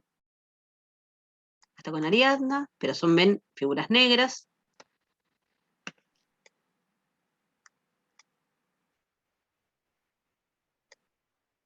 Hay un montón además. Y acá les muestro, porque decíamos, bueno, no quiere decir, obviamente, que haya desaparecido en la cerámica y suponemos entonces en el interés del público el episodio, pero acá les pongo entonces algunas ya del siglo V, figuras rojas, pero miren, por ejemplo, esta. Fíjense, por ejemplo, a ver, a propósito no las puse juntas porque no hace falta, pero fíjense, comparen esta, Teseo arrastrando, ¿no? Saca del laberinto al Minotauro, es muy parecida a la que les pongo ahora acá. ¿Quién apareció acá? ¿Quién? Además de Teseo y el Minotauro. Palas Atenea. Atenea, gracias, Julio. Atenea. Entonces, esto también es parte de la construcción del mito, porque entonces vemos como para el siglo V se da esto que iba diciendo y voy cada vez acercándome más a esto, de que hay una intencionalidad, ¿no? de Atenas de apropiarse de este mito, o sea, del mito de Teseo en general. Mientras que en vasijas anteriores, por ahí, bueno, está Teseo, está Ariadna, bueno, ya para el siglo V, está, por lo menos, de nuevo, lo que tenemos en esta imagen, que nos ayuda bastante a pensarlo, es que aparece Atenea como, bueno, simbolizando a Atenas, básicamente, entonces apropiándose en un punto del mito, ¿no? Bueno, y de nuevo, esto se los comento porque hay hay estudiosos que han hecho relaciones sobre esto, coincide la popularidad del mito de Teseo para fines del sexto, o en adelante, decíamos, ¿no? Con la construcción de este templo, que no sé si lo conocen, es el llamado Tesoro de los Atenienses en Delfos. Es una especie de presente, ¿no? de Atenas a Delfos, que, bueno, que también marca presencia de Atenas en Delfos, que es un templo que tiene estas metopas, que son, ahí arriba son esos paneles, en donde hay hazañas de Teseo y de Heracles. La fecha es discutida, la fecha de construcción, y ahí está el problema. Sinceramente, esto, así como yo antes les decía, bueno, la imagen no nos dice nada sola, entonces hay que ponerla en relación con otras cosas, pero cuando las otras cosas también son dudosas, bueno, hay que hacer, es un laberinto, usando la metáfora que venimos justo hablando con el mito, es un laberinto de información y también de no determinar claramente fechas. Algunos dicen, por ejemplo, que este tesoro, este templo, se fue erigido hacia fines del sexto, otros hacia fines del quinto. Si lo vemos hacia el fines del sexto, se lo ubica con una consecuencia, digamos, de la victoria de Clístenes, o sea, democrática, por sobre los Pisistrátidas, decíamos, no los tiranos. Entonces sería un ejemplo de nuevo, de exaltar la democracia ateniense. Y si lo vemos a fines del quinto, lo vemos asociado con la victoria en Maratón. En cualquiera de los dos casos, sí es una exaltación de valores cívicos, pero por lo que es interesante comparar entonces estas figuras en cerámicas de Teseo, y ver sobre todo que la popularidad del héroe crece, como decíamos, en estas de figuras rojas, que son más propias del quinto, es para pensar o sea, otro elemento, digamos, como sería el del templo, para pensar entonces en el paralelo de Teseo con Heracles, porque decíamos, yo acá en la diapositiva les puse, créanme que ahí está Teseo con Antíope, ahora vamos a ver qué pasa con ese mito, Teseo y el Minotauro, Teseo y Escirón, hay una amazonomaquia, está Heracles y Helión en Nemea, hay un centauro, entonces esa pugna de héroes de Teseo y Heracles, bueno, la podemos, por ejemplo, ver representada acá, y en todo caso sí, que Teseo aparezca ya en una construcción para dar gloria a Atenas en un punto, porque en definitiva es eso, este tipo de construcciones, para esta época, ya sea fines del sexto o llegando al quinto, bueno, es por lo menos a tener en cuenta, como les decía. Después están las cuestiones de fechas que son difíciles decíamos, siempre de poner en relación cuando son dudosas, ¿no?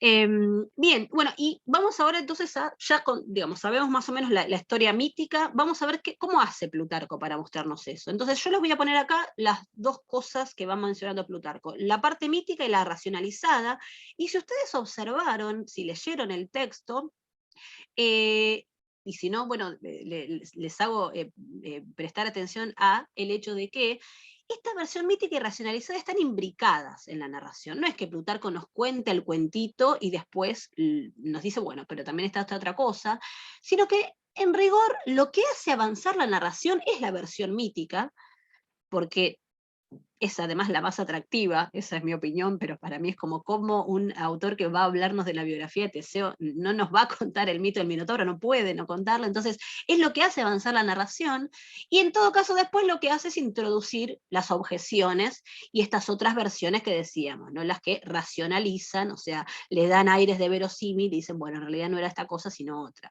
no era una cerda sino una mujer violenta, etc.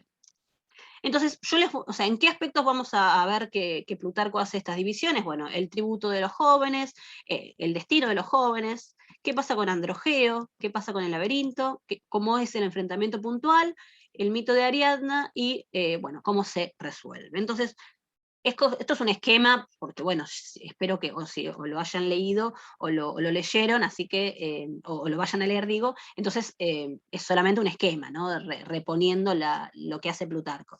El tributo de jóvenes, ahí dice Plutarco, y a veces esto ocurre, sus fuentes tienen acuerdo, o sea, bueno, eran 7 jóvenes y 7 doncellas, ahí dice que ahí no había dudas.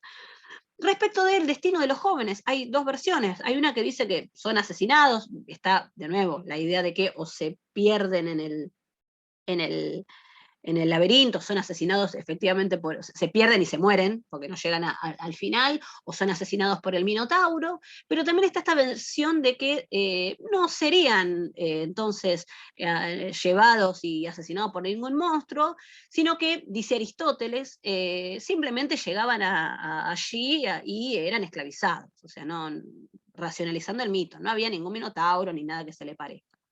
Después está este personaje de Androgeo, que era, ¿quién Androgeo? Hijo de Minos, que, bueno, en venganza, porque Androgeo había sido asesinado en Atenas, entonces lo que dice Plutarco, bueno, retomando alguna serie de fuentes, es que, bueno, Minos con todo esto, o sea, respecto de Androgeo, con este tributo de pedir a estos jóvenes y doncellas para ser asesinados, lo que está haciendo es vengarse de Atenas por la muerte de su hijo. Y hay otra versión que pone Plutarco que dice, no, lo que se hacía acá, sí, bueno, está lo de Androgeo, sí, había muerto Androgeo, no, ahí no, en esa parte no especifica demasiado, y lo que dice es, se hacía un concurso en su memoria, ¿no? Una festividad en donde había estos agones, ¿no? Estos como competencias, pero no había nada parecido a ningún monstruo. De nuevo, yo no estoy diciendo exactamente lo que dice Plutarco, pero es lo que hay que entender, ¿sí? O sea, claro, ahí es la parte racionalizada, es esa, o sea, no hay ninguna venganza, no hay nada de esto. Bueno, después comenta, bueno, el laberinto, la versión mítica obviamente es un laberinto, donde estaba el Minotauro, como ya recién comentaba Julio, y la versión racionalizada dice, no era ningún laberinto, era una prisión de donde, claro, no se podía salir, pero no hay ningún laberinto.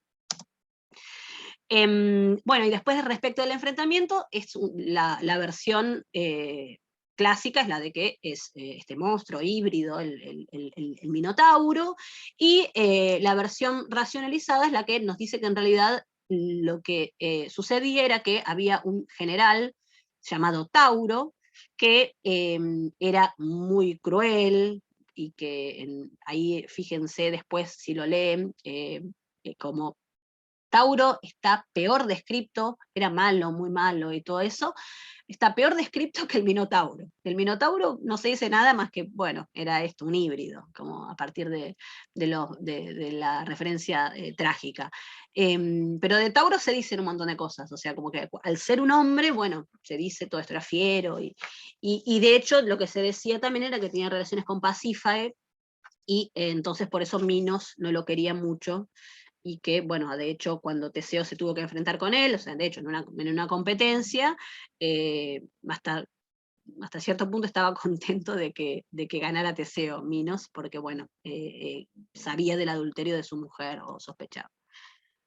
Bueno, después, respecto de Ariadna, la versión mítica es la que comentó Julio recién, le entrega el hilo y con eso sale, pero está la versión racionalizada que lo que comenta es que, bueno, decíamos esto, era este certamen, esta competencia, y ella lo que hacía era simplemente estar ahí de espectadora, y bueno, se enamora de Teseo viendo la competencia. Bueno, y después respecto de cómo se resuelve, bueno, Teseo escapa de las naves, es la versión así mítica, y si no, la otra es la de que, bueno, se da la competencia, etcétera, gana Teseo y Minos levanta el tributo. Entonces, tenemos estas, de nuevo, yo lo que hice fue como hacer el esquema de lo que Plutarco va narrando, como les decía. De nuevo, presten atención a que cuando Plutarco lo narra, la narración la lleva adelante el mito, y lo que va haciendo es añadir, en todo caso, objeciones a ese mito. Pero como recurso, acá es donde se ve más claro la actitud de racionalizar. Y después, respecto de la versión mítica, yo no voy a profundizar en esto, pero fíjense que tenemos como fuentes de la versión mítica, él dice al teatro, sobre todo ahí toma a Eurípides, a Helánico, a Ferécides, a Simónides, y la versión racionalizada está a cargo, más que nada, de estos personajes como Filócoro, Demón, Clidemo, Aristóteles, bueno, lo conocemos, por eso no lo salteé, pero digamos, de estos Filócoro, Demón, Clidemo, son los llamados atidógrafos, que son escritores que han escrito historias del Ática, que, bueno, hay algunos de ellos, como por ejemplo estos Filócoro, Demón, Clidemo, que racionalizan, que tienen una impronta más racionalizadora, y por ejemplo el Ánico, que también es un atidógrafo, o sea, escribe sobre Atenas, en general siempre escriben eso, de los orígenes hasta la época en la que ellos vivieron, estos atidógrafos. El Ánico, por ejemplo, acepta versiones más míticas, ¿sí? Lo ponemos de ese lado. Bien, y por último, para dejar una otra inquietud que no vamos a resolver, o sí por ahí hacia el final de la clase algo voy a comentar, pero se los dejo como inquietud. Yo lo puse acá Simónides, que aparece mencionado por Plutarco, Simónides de Ceos, del siglo VI, que, o sea, sexto, quinto, ¿no? Como ahí en bisagra, que es un personaje, o sea, bueno, es un poeta del que nos han llegado básicamente fragmentos, y es un poeta que para la reconstrucción del mito de Teseo es interesante porque, si bien no tenemos la obra completa de Simónides y no sabemos mucho qué pudo haber dicho Simónides de Teseo, porque no es como, yo antes les mencioné, por ejemplo, a Bakílides, de quien tenemos el texto completo del poema, tiene 2 poemas de Teseo, Bakílides, pero de Simónides no, tenemos algunos pasajecitos, o tenemos estas referencias, por ejemplo, la de Plutarco, que comenta que Simónides nos habla de Teseo, y Simónides es un poeta que está asociado con la corte de Pisístrato, corte, digo, bueno, estoy usando una palabra un poco que suele aparecer en la bibliografía, ¿no? Lo de, bueno, es un poeta asociado con los tiranos. Se dice sobre todo que Hiparco, que era el hijo de Pisístrato, recién antes lo habíamos mencionado, era quien había invitado a Simónides a que forme parte de su círculo, y se suele decir que estos tiranos, estamos hablando ahora de los Pisistrátidas, ¿no? O sea, de nuevo, por las dudas, para quienes tienen más perdida la historia de Grecia, y si no me preguntan, pero bueno, retomando, que los Pisistrátidas tenían toda una política de, bueno, fomentar las artes, la cultura, y eso está bastante probado, pero lo que se dice es que habían hecho toda una campaña para que en esas artes, en esas obras literarias o lo que sea que ellos patrocinaban, tomaran la figura de Teseo como también una forma de reflejo de ellos mismos, ¿sí? Es un tema del que no tenemos no tenemos respuesta. O sea, si a alguien le interesa, hay bibliografía interesante que habla de las relaciones entre Pisístrato y Teseo, o de los Pisistrátidas y Teseo, de la forma en la que los Pisistrátidas podrían haber retomado a Teseo. Lo que pasa es que, bueno, esto está en pugna con lo que venimos diciendo de que Teseo en realidad es el fundador de la democracia. Entonces, ¿qué es? Por lo menos en ese sentido es donde las discusiones llegan a un punto en el que, con la poca evidencia que tenemos, yo no puedo más que hacer que, bueno, contarles un poco cuáles son las posturas, iba a decir 2, pero hay varias. Pero bueno, una posibilidad, y algunos han creído ver eso, ver a partir de una serie, por supuesto, de evidencias que sí, ahora puedo retomar alguna más, pero la de Simónides sería una. Los que van a estar en contra de esto, lo que van a decir es, bueno, sí, los Pisistrátidas podían haber tenido patrocinio de las artes, etcétera, pero no tenemos elementos para pensar que hayan hecho eso con la figura de Teseo respecto de ellos mismos, como usar a Teseo. Es más difícil llegar a eso. Bien, y por último, para reflexionar de manera general sobre el episodio, esperen que hay algo en el chat. Sí, el término racionalizado, que puse, el término racionalizado no es con C, sí, que lo puse con S o con otra palabra, perdón, a ver dónde está. Si es así, sí, ahora corrijo la diapositiva. Bueno, ahora no puedo, pero gracias. Sí, debe ser un error, Marilyn Granada, sí, es un error, tenés razón vos, sí, es un error de tipeo. Imagínense lo que tipeo en griego, en castellano, así que sí, después corrijo la diapositiva. Sí, no me acuerdo ahora en qué parte estaría el error. y no me pasa la diapositiva, así que... bien,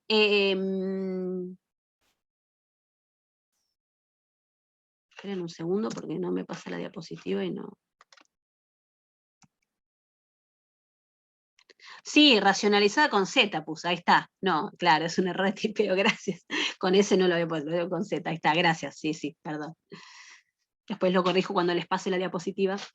Bueno, entonces les decía, para cerrar, me interesa que veamos algo que comentamos en la primera clase sobre el estilo de Plutarco y de su narración biográfica, que es, por momentos, plantearnos qué le pasa a él con las fuentes. Entonces, fíjense lo que dice acá.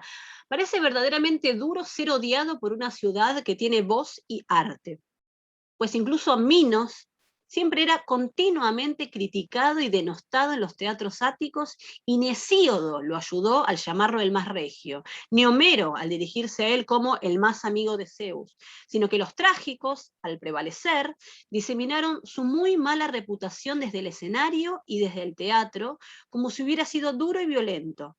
Afirman, sin embargo, que Minos era rey y legislador, y Radamante era juez y guardián de las determinaciones legales de aquel. Entonces, como cierre me parece que puede ser ilustrativo entonces de cuál es la opinión de Plutarco respecto de esto, que es, en todo caso, el ensañamiento de este personaje, o sea, hacia este personaje, de parte, por ejemplo, de los trágicos, que en todo caso, digamos, no sé si pensar tanto que Plutarco no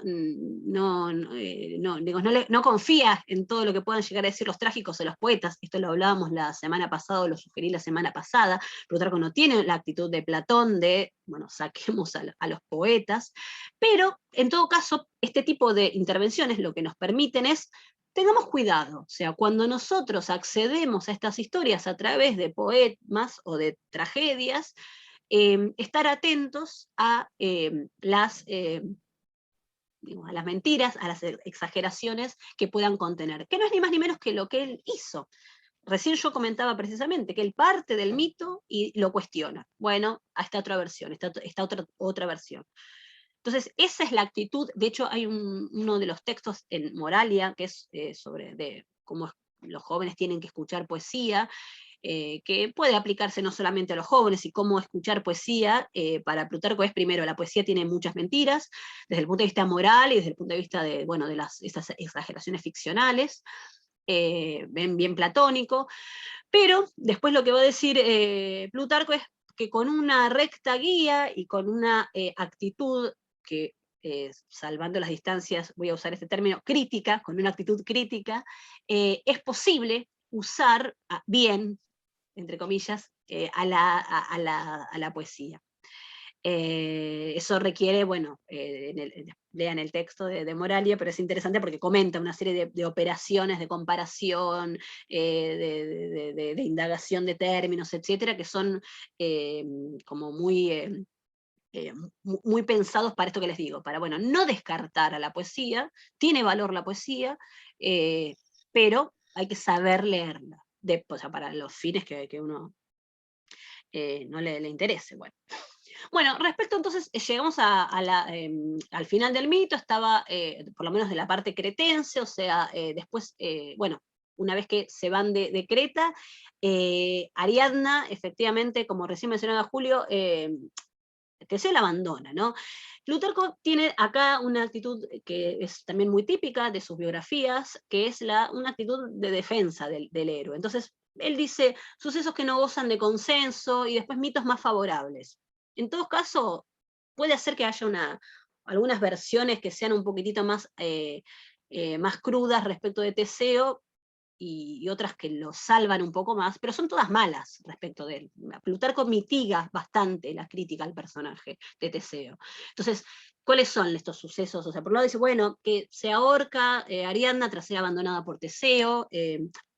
Perdón, marcamos entonces, nosotros veníamos de Creta, él tiene que volver a Atenas, y lo que las versiones en general son que se digamos, paran en Naxos, ¿no? O sea, otra versión que va a mencionar Plutarco, que no es la más extendida, es la que hay una tormenta y unos vientos los desvían hasta Chipre. Es como un poco, es demasiado, demasiado lejos el trayecto para considerarla algo más cercano a lo verosímil, pero bueno, Plutarco la señala, y en todo caso son todas alusiones a que Ariadna se ahorca, después de que es abandonada. La más leve en todo caso es esta de que una tormenta lo lleva a Chipre, y que ella, como está embarazada, sugiere Plutarco, bueno, como estaba embarazada, la deja ahí, pero bueno, la deja. Entonces, y después, bueno, lo que sucede con Ariadna es que se queda en Naxos con Dioniso, ¿no? Así sigue el mito.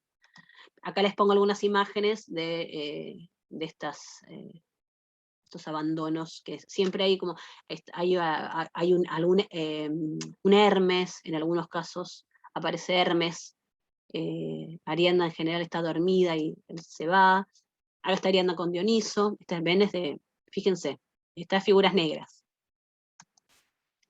o sea, anterior al ciclo decíamos, del Golfo. Acá aparece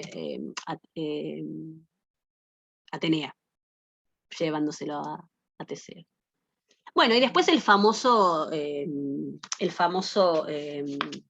nodo narrativo de que se habían puesto de acuerdo con Egeo para que cambiara Teseo las velas si era vencedor, y bueno, se olvidó, y así es como Teseo se arroja por el acantilado.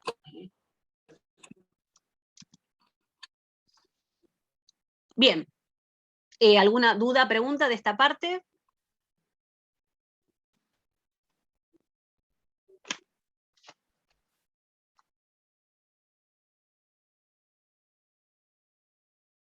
Se arroja al mar, pero al menos le pusieron el nombre en su honor, así que tan mal no le fue.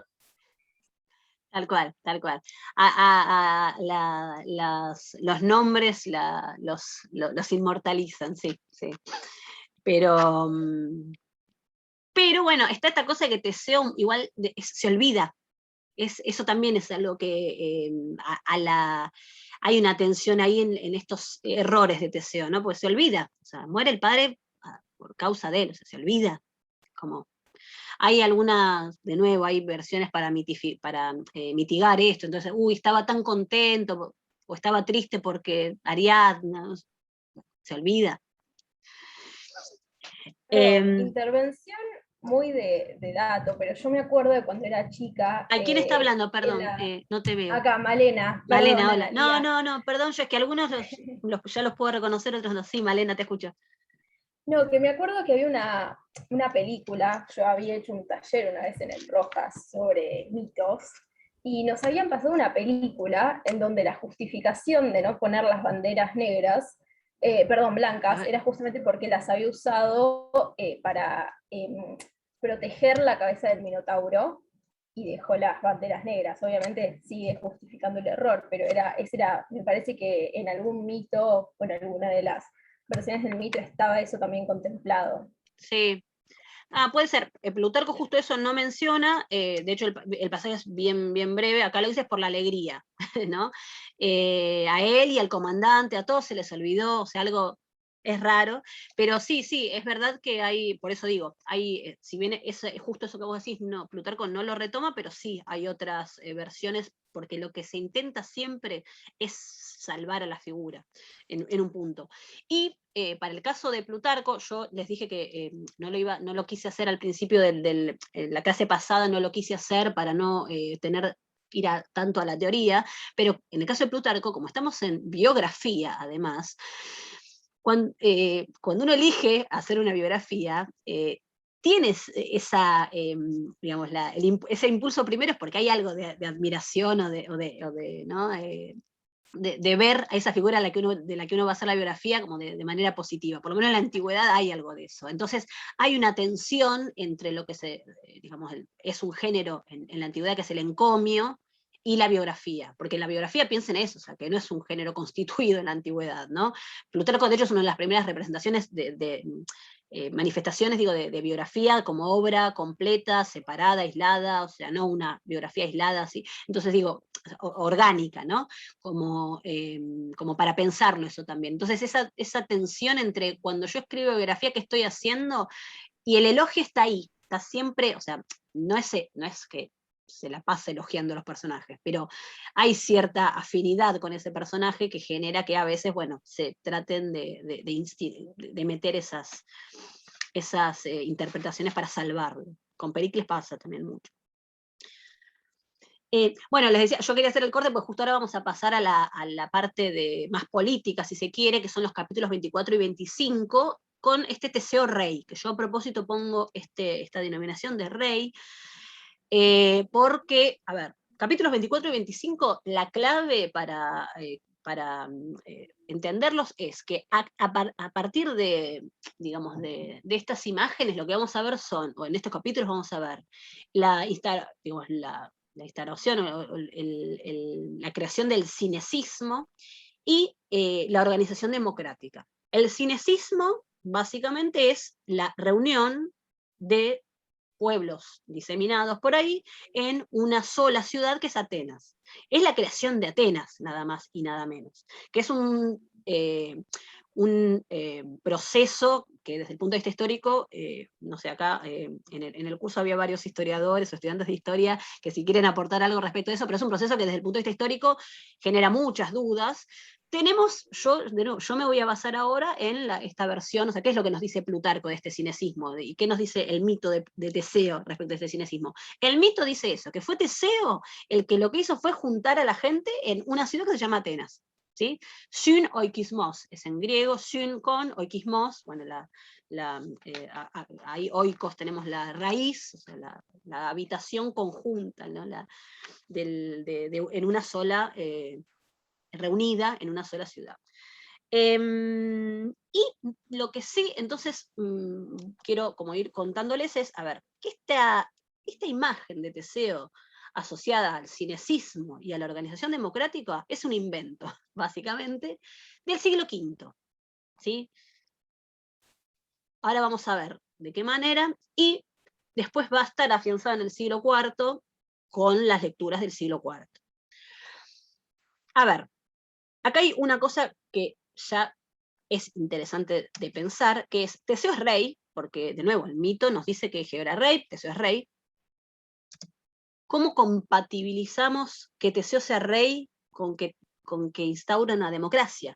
¿Cómo se equipara esa figura? ¿Cómo se compatibiliza la figura de un rey en el seno de la democracia? Cuando además decíamos, porque en todo caso el mito puede tener todas las contradicciones que nosotros queramos, pero lo interesante es que además lo que nosotros decíamos es que para el siglo V, a esta figura de Teseo se la va a reivindicar como ese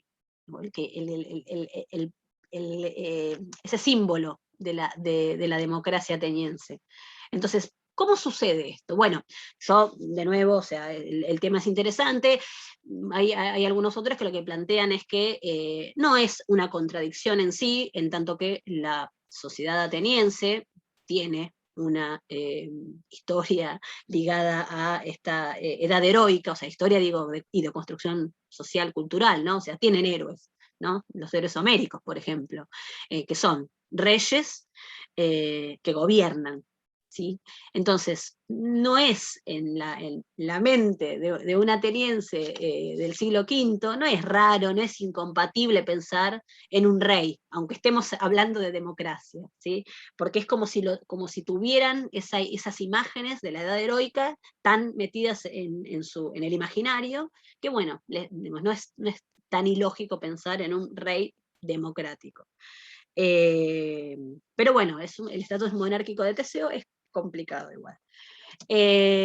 Bueno, y paso rápidamente a mencionar, o sea, quiero leer aunque sea la primera parte de esta diapositiva, donde esto es el capítulo 24, donde dice, después de la muerte de Egeo, se propuso una gran y admirable obra, reunió, ahí está el término synoikitzo, esto es lo que les decía, esto es el synoikismos, o sea, el cinecismo, Reunió a los habitantes del Ática en una sola ciudad y proclamó un solo pueblo de un solo estado, mientras que antes estaban dispersos y era difícil reunirnos para el bien común de todos, y incluso había guerras, diferencias, etc. Entonces, bueno, pues dice esto.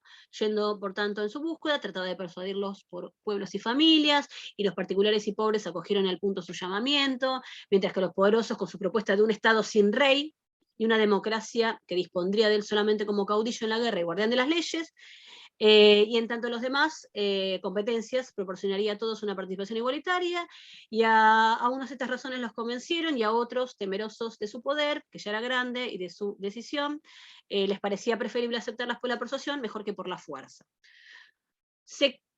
Acá no hay tan marcada, o sea, en este capítulo 24 no está tan marcada la democracia en todo caso, sino la reunión. O sea, el énfasis en este capítulo 24 está en la reunión, no tanto en la figura democrática. ¿Por qué, por ejemplo?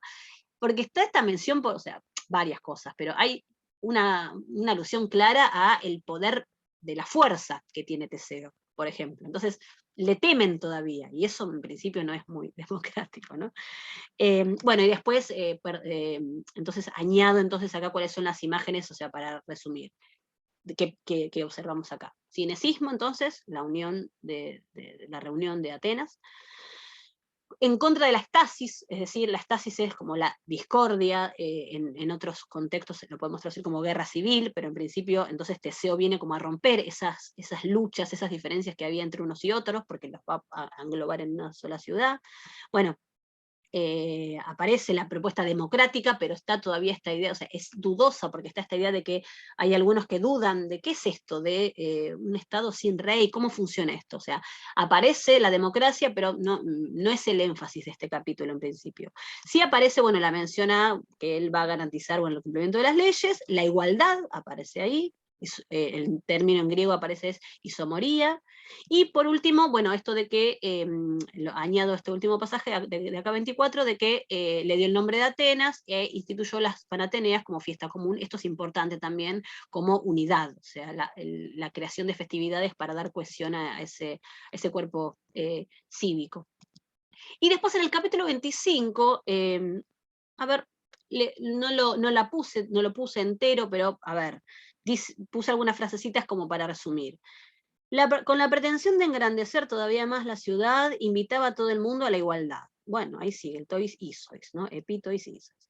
No descuidó, por cierto, que la democracia no resultara en desorden y confusa por la masa, el término esplesos, que fue irrumpiendo sin criterio selectivo, sino que previamente separó los eupátridas, los geómoros y los demiurgos.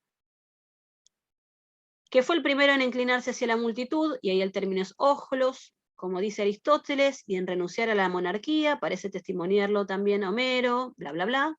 Bueno, y acuña moneda, anexó Mégara, y también instituyó los juegos sísmicos, que ahí es como también en paralelo con Heracles. Resumidamente, entonces, rescato de esto, entonces. Acá ya aparece claramente, entonces, la idea de la democracia, o sea, cuida la democracia, Teseo, pero está esta tensión, de nuevo, entre esta idea de tanto despectiva de que la masa, plesos, la multitud, irrumpe sin criterio. Hay cierto dejo despectivo respecto de por lo menos la visión de Plutarco sobre eso, pero a su vez, como también va a decir, que citando a Aristóteles, es que bueno, pero Teseo fue el primero en inclinarse hacia la multitud, hacia la masa, hacia ojlos y plesos son dos términos asociados con en otro contexto, creo que el traductor de Gredos traduce la chusma para estos términos, para algunos de estos términos.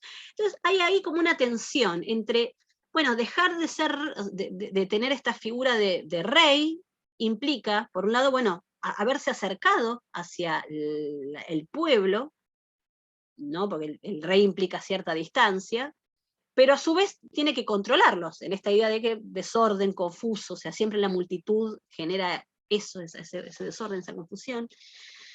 Entonces, bueno, lo dejo planteado como que en todo caso sí pensemos estas imágenes en 24 y en 25, que acá aparece condensado lo que en otras fuentes tenemos del Teseo democrático. Bien, y vamos rápido a el episodio siguiente, que es el va rápido, no siento que no hay mucho más para decir. El episodio de las Amazonas, vieron que hay una versión que dice que acompaña a Heracles, hay otra versión que dice que es una expedición propia. Acá lo que hace es, bueno, capturar a Antíope, ¿no? Teseo, y digamos, ahí cuáles son las versiones. Antíope en una versión es una recompensa, o sea, iba con Heracles y bueno, se dio la lucha contra las Amazonas, bueno, y se gana Antíope, pero es una cosa más bien pasiva, mientras que otra versión es una en la que dice que él la toma prisionera. Ven, de nuevo está jugando el rol de el que toma la iniciativa o el que tiene una actitud más pasiva, y con la culpabilidad que eso le podría dar a no. Y bueno, y en el de que la toma prisionera hay una versión que dice y hasta con engaño. Bueno, les menciono acá, de nuevo para que vean las imágenes de estos raptos, porque bueno, en definitiva decimos, estamos de acuerdo con que la rapta, ¿no? Antíope. Ahí fíjense unas figuras negras, lo digo para que pensemos la antigüedad del mito, y esto es una de las metopas del tesoro ateniense de Delfos, que les había mencionado antes, con fecha incierta. Pero acá, bueno, aparece de figuras rojas, Teseo llevándose a Antíope, esto con Pirito. Y bueno, finalmente aparece yo ahora, por cuestiones de tiempo, digo, lo paso de largo, pero bueno, está la famosa lucha con las Amazonas, que en todo caso, hago un comentario respecto de que se puede llegar a leer este enfrentamiento con las Amazonas como, de nuevo, la idea del héroe civilizador, en tanto que las Amazonas serían lo bárbaro, no lo salvaje, y Teseo en esa lucha estaría del bando civilizador. Y después hay un pasaje que cortito, donde dice Plutarco que esto que les pongo acá, otras historias sobre casamientos de Teseo han aceptado, que han escapado a la escena y que no tienen ni principios prudentes ni finales felices. De nuevo, ocultamos esto, porque no nos interesa hablar mal de Teseo, pero son efectivamente historias en las que Teseo, por ejemplo, rapta a Anaxo, viola a las hijas de Cinis y Cerción, que ya habían aparecido, se casó con Peribea, se casó con Ferebea, se enamoró de Egla, abandonó a Ariadna, o sea, acá está como retomando varias, ¿no?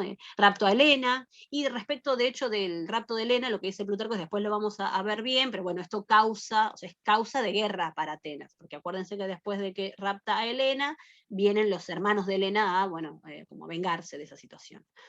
Y esto de nuevo hace a la construcción del héroe en tres aspectos que son negativos, que son la muestra de hubris o desmesura, podríamos traducirlo, una tendencia a, bueno, seguir sus placeres, que el término griego es hedoné, y una exaltación de lo que en griego se denomina filautía, que es el amor a sí mismo.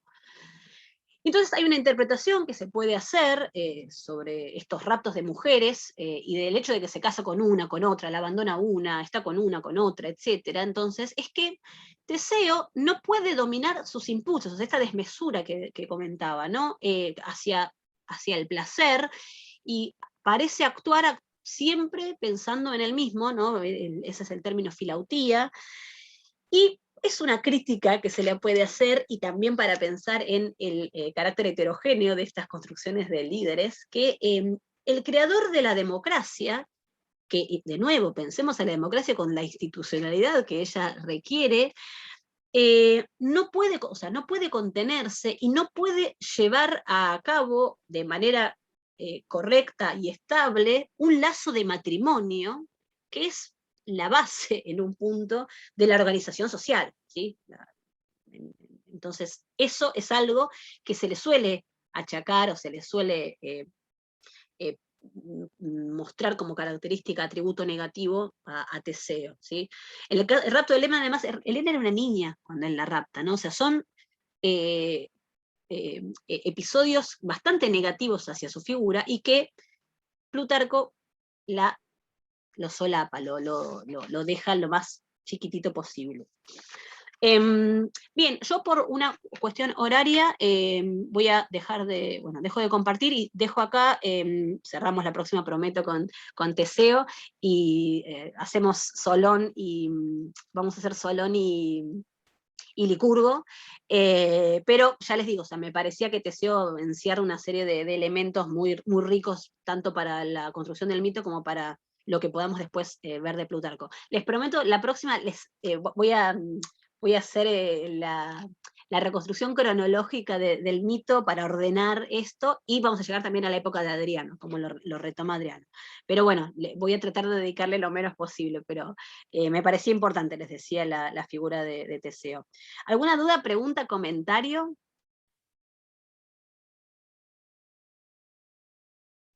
Yo solo quisiera disculparme porque se estuvo interrumpiendo mi internet y salía y entraba. Entonces quiero ofrecer disculpas. No fue intencional. Gracias, gracias, Víctor, gracias. No hay problema. De hecho, yo no sé si yo no me fui, o sea, me fui por la gata, por un lado, pero después la internet cada tanto me decía que la tenía inestable, y bueno, nos pasa, no te preocupes.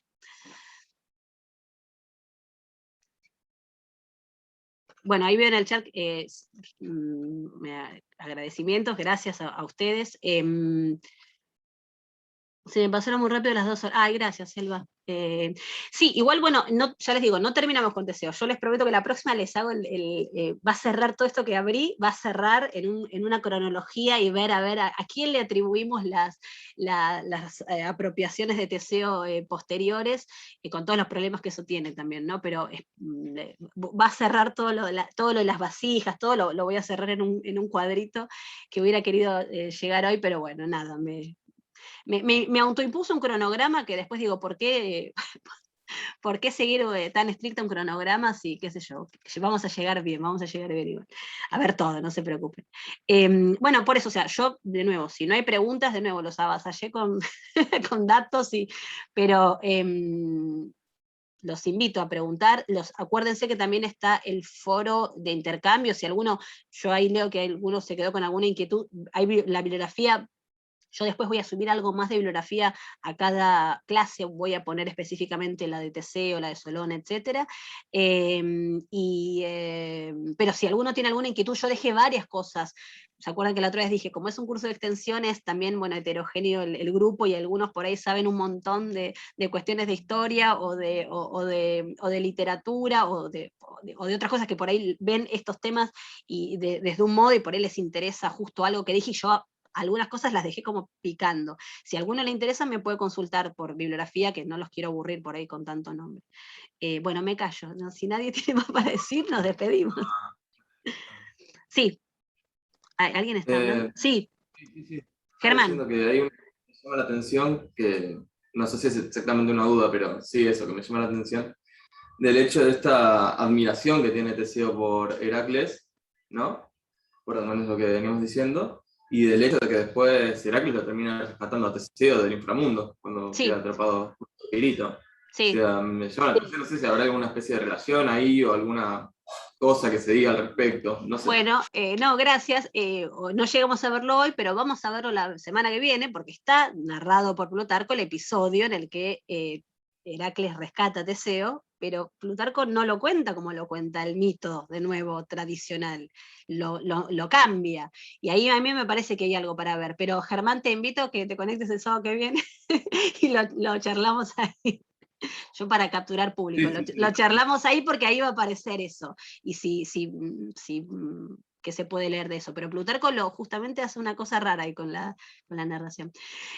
Una cosa, por las dudas, lo dije al principio, pero lo vuelvo a decir ahora, es probable que les mande un nuevo link, porque no sé por qué me desapareció, no sé cómo entré hoy a este link, pero yo no, o sea, no hay ningún host, no sé si se dan cuenta que no hay host en esta reunión. Así que me parece, o sea, hubo algún problema con el Zoom, que igual es como si el link siguiera activo con la contraseña y todo, pero no me aparece a mí como una reunión programada. Así que, por las dudas, voy a generar un nuevo link y después se los mando en la semana, así que estén atentos. Nada, o sea, están todos matriculados en el campus, así que si están matriculados les tiene que llegar por los mensajes del campus el link, pero estén atentos porque para quedarme tranquila voy a crear un nuevo link porque ven, no hay host, es muy democrático esto, ¿no? No hay Basileus acá, pero por las dudas, me parece que, no sé si es importante que haya host, no sé por qué, pero por las dudas. Así que, bueno, estén atentos que en la semana les mando. Y subo la clase, para el que no, si alguien se perdió algo y todo, subo la clase y la diapositiva. Así que bueno, los despido y me callo ya y los dejo en paz a que disfruten el hermoso sábado, por lo menos acá, en estas latitudes está lindo. Chao, Germán, ahí veo. Chao, Héctor, Josefina, gracias. Gracias. Muchas gracias. Denise, gracias. Chao, buen fin de... Linda clase siempre. Gracias. Igualmente, gracias. Muchas gracias. Feliz fin de a todos. Feliz fin de, gracias. Feliz fin de, sí.